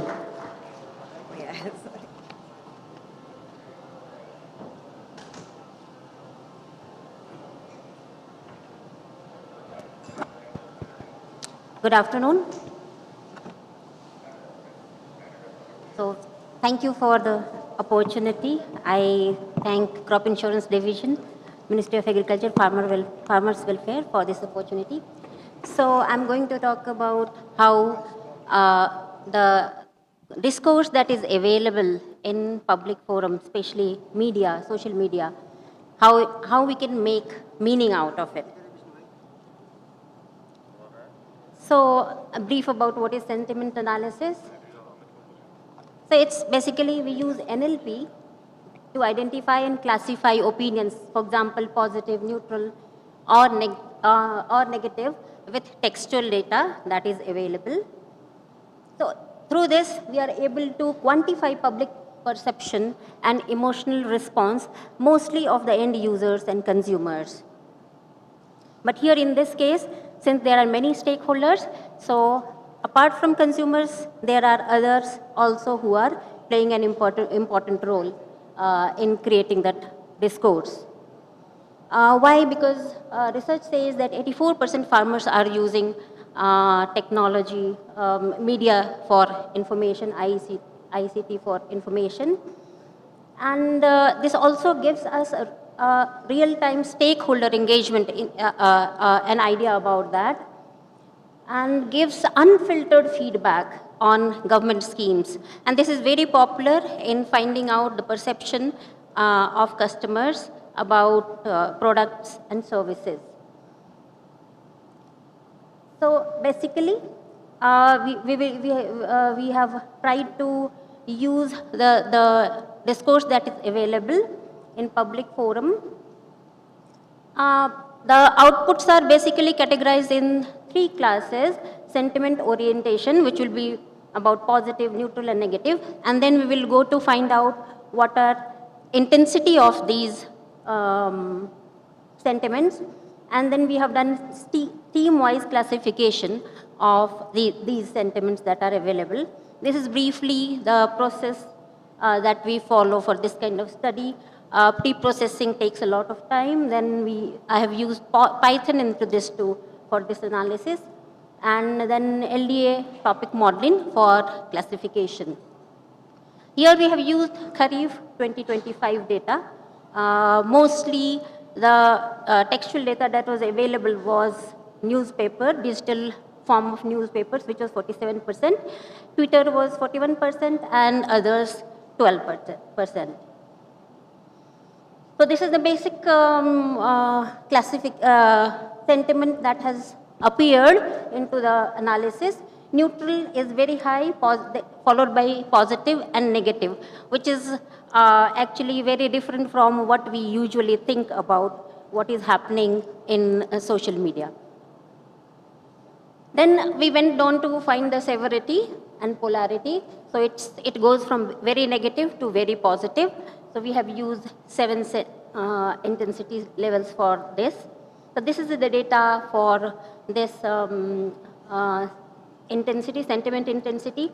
If you look, almost 35% is very positive and positive, and about 50% is neutral, and rest is negative. Again, negative is negative and very negative. There are some examples of what kind of discussions are happening in all these categories. To be more specific, this is the data that we have found in each category. This indicates that a lot of informational content is being created and consumed, apart from responses from farmers and other stakeholders. This is a word cloud. Word cloud basically indicates, the higher font size indicates the prominence of those words in the textual form. This is word cloud analysis. You may be thinking why Madhya Pradesh or Uttar Pradesh is looking so prominent. So because of high volume of content that was available in media and social media. Say, for example, for Uttar Pradesh, there were relief issues, and because of that, a lot of people were asking questions and responding. Now, this is about sentiment distribution. We have classified, the data has thrown 3 categories. We have classified into operational awareness, which includes notification, cutoff dates, and processes which are given by government or any other influencer. Then financial distribution, that is basically about which state got how much claim and who got how much premium. So that financial distribution. So operational awareness data is 64%, and financial distribution is 23.5%. in that. And information sharing, general information sharing is 12.5%. So what do we conclude from this is that informative content, like I said, is very high, indicating increase in interest in the scheme. People are very curious about it, and there are a lot of people consuming these informations, and hence there are so many content creators who are producing these content, putting these contents online. Government is also a party of it. Whatever content is created in IEC activity, that also forms a part of it. Negative sentiments are as expected about claims, inadequate claims, and delay in claims. So a lot of negative and very negative content is about that. So how we can use it? We can use it in two ends. Being a part of IEC committee, we are privy to the daily update on whatever is happening in social media and other forums. But making sense out of that data is very difficult. So it's not possible for us to go there every day or even every week. So if we do these kind of sentiment analysis, we'll be able to get pulse of whatever is happening.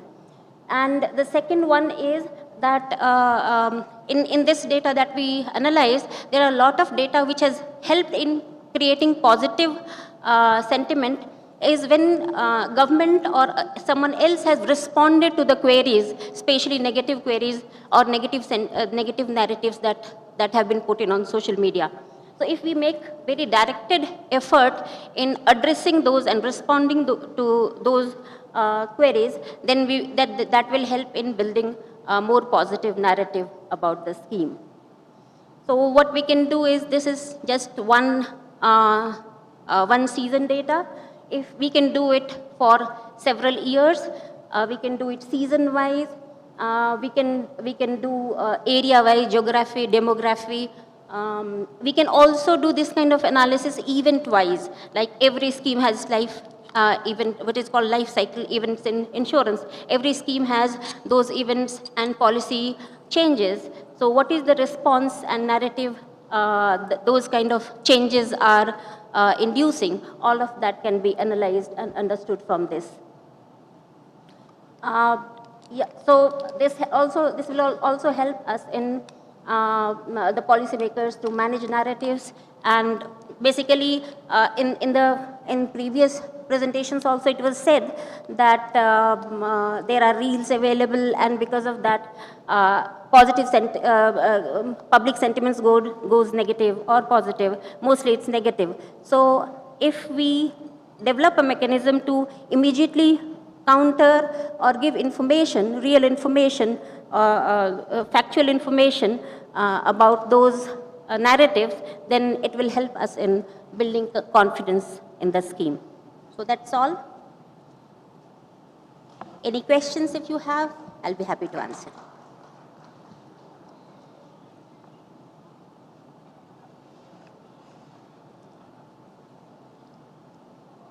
No questions? I understand it's lunchtime and we are waiting for the closing. So thank you very much.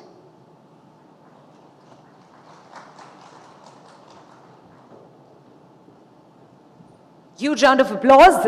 Yes, thank you. We are inching towards lunchtime, I agree. But before that, it's very important that we have our concluding remarks and takeaway for future. And to do the honors, we'd like to call Shri Muktanand Agarwal, CEO, PMFBY, to come up on stage for his words and for some takeaway from this wonderful 3-day gathering.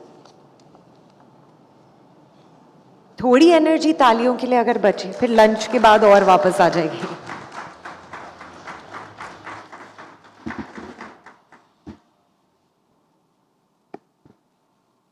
Good afternoon. As we come to the close of this 13th NRC,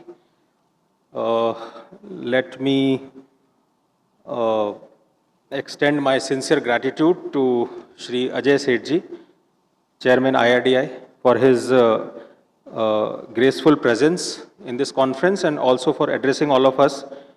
His candid articulation of the regulator's perspective, especially on critical issues such as delays in subsidy disbursal, the imperative of faster claim settlements, the need for greater discipline in adherence to timelines, it provided us with invaluable guidance and the path forward. I am equally grateful to Shri Devesh Chaturvedi ji, Secretary, Department of Agriculture and Farmers Welfare, for articulating a forward-looking vision for administering PMFBY with greater discipline and accountability. He emphasized that the banking system must play a more proactive and accountable role in enrollment and service delivery, and also he underscored the importance of strict financial and seasonality discipline through timely subsidy release and claim settlement, along with enhanced transparency through technology-driven processes. I would also like to place on record my appreciation for Shri Ashish Bhutani sir, Secretary Ministry of Cooperation, Government of India, for sharing insightful perspectives on leveraging the cooperative ecosystem. He emphasized on utilizing grassroots level institutions such as PACs, dairy cooperatives, IFCO, CRIPCO, consumer cooperatives, which offer a practical and inclusive pathway to deepen PMFBY outreach and improve the last mile service delivery. As we advance towards the national goal of insurance for all by 2047, this is a defining moment for all of us to broaden our horizons. Risk mitigation must increasingly encompass not only crops, but also livestock, allied sectors, thereby offering comprehensive protection for farmers and other communities also. In this context, I also thank Ritesh Chauhan sir, Secretary, Department of Animal Husbandry, Government of Himachal Pradesh, who gave a thought-provoking presentation on parametric insurance for disaster risk mitigation. I sincerely appreciate active participation of all the stakeholders, including senior officials from the state governments, Government of India, insurance and reinsurance companies, all the CMDs and other officials of insurance companies, from banks, from international organizations, and also from organizations like NABARD. The town hall discussion, which took place yesterday in particular, reflected candid exchanges and constructive suggestions from most of us, most of the stakeholders, and I hope it will greatly assist us in making PMFBY more farmer-centric and implementation friendly.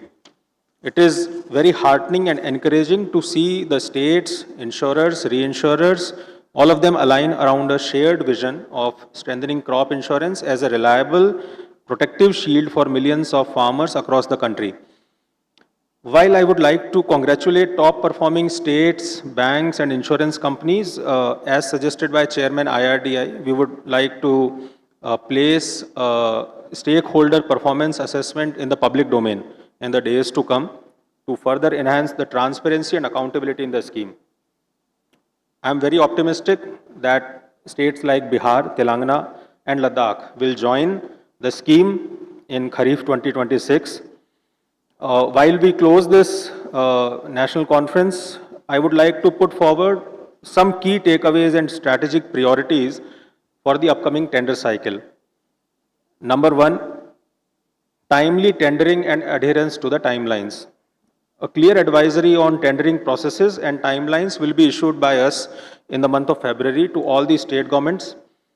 Strict adherence to these timelines will be expected from all the stakeholders, and our team will also work in close coordination with the state governments and insurance companies so that we complete all the formalities for the upcoming tender cycle in time. Secondly, data readiness and system strengthening. States and union territories must complete the sanitization of their historical yield data within the current month, and they also should expedite implementation of WINDS, wider adoption of YESTEC, and completion of land records integration in the left out states, which is critical for ensuring timely and accurate claim settlement. Thirdly, the financial and seasonality discipline. As highlighted by Secretary Agriculture also today morning in his address, financial discipline is critical for the successful implementation of PMFBY.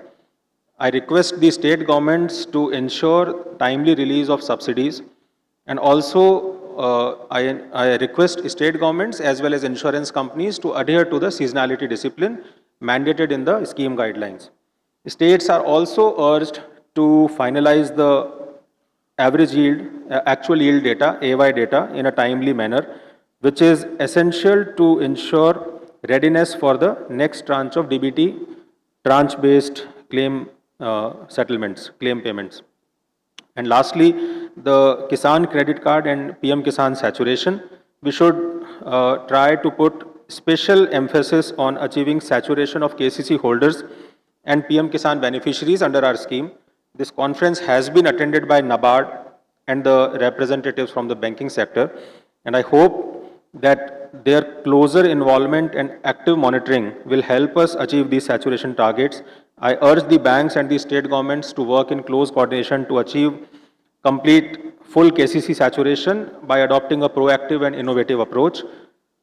I also request the insurance companies and states to accord special focus to the agricultural aspirational districts, which is the scheme called Pradhan Mantri Dhan Dhanya Krishi Yojana, under which currently 78 districts are falling. And we have already requested to the state governments and insurance companies to at least saturate all the eligible farmers in these districts. Some key action points for the insurance companies in particular, I request them to enhance their ground level engagement with farmers in close collaboration with the state governments and district authorities by undertaking focused awareness, outreach and training activities to improve crop insurance literacy among the farmers and thereby enhancing their participation under PMFBY from Kharif 2026. Companies must also ensure timely settlement of claims and uphold the highest standards of transparency in loss assessment and claim processing procedures. I would also urge all the insurers to adopt a farmer welfare-centric approach, prioritizing the interests of farmers over a purely business-oriented approach, so that PMFBY continues to function as a reliable and trusted risk protection mechanism for the farming community. In conclusion, I express my sincere gratitude to the organizers, especially the SBI General Insurance Company team led by MD and CEO Shri Naveen Chandra Jha, and my colleagues from the Ministry of Agriculture and Farmers Welfare for their effective coordination in successfully organizing the 13th NRC. To mention some names, I would especially thank Kamnaji, Chandrajit, Ajay and the entire team, Piyush, and I don't know if I'm missing out on some names. They have actually made very sincere and hard work and sincere efforts to make this a successful conference. And I thank all of them, and we look forward to a very successful upcoming tender cycle. Thank you.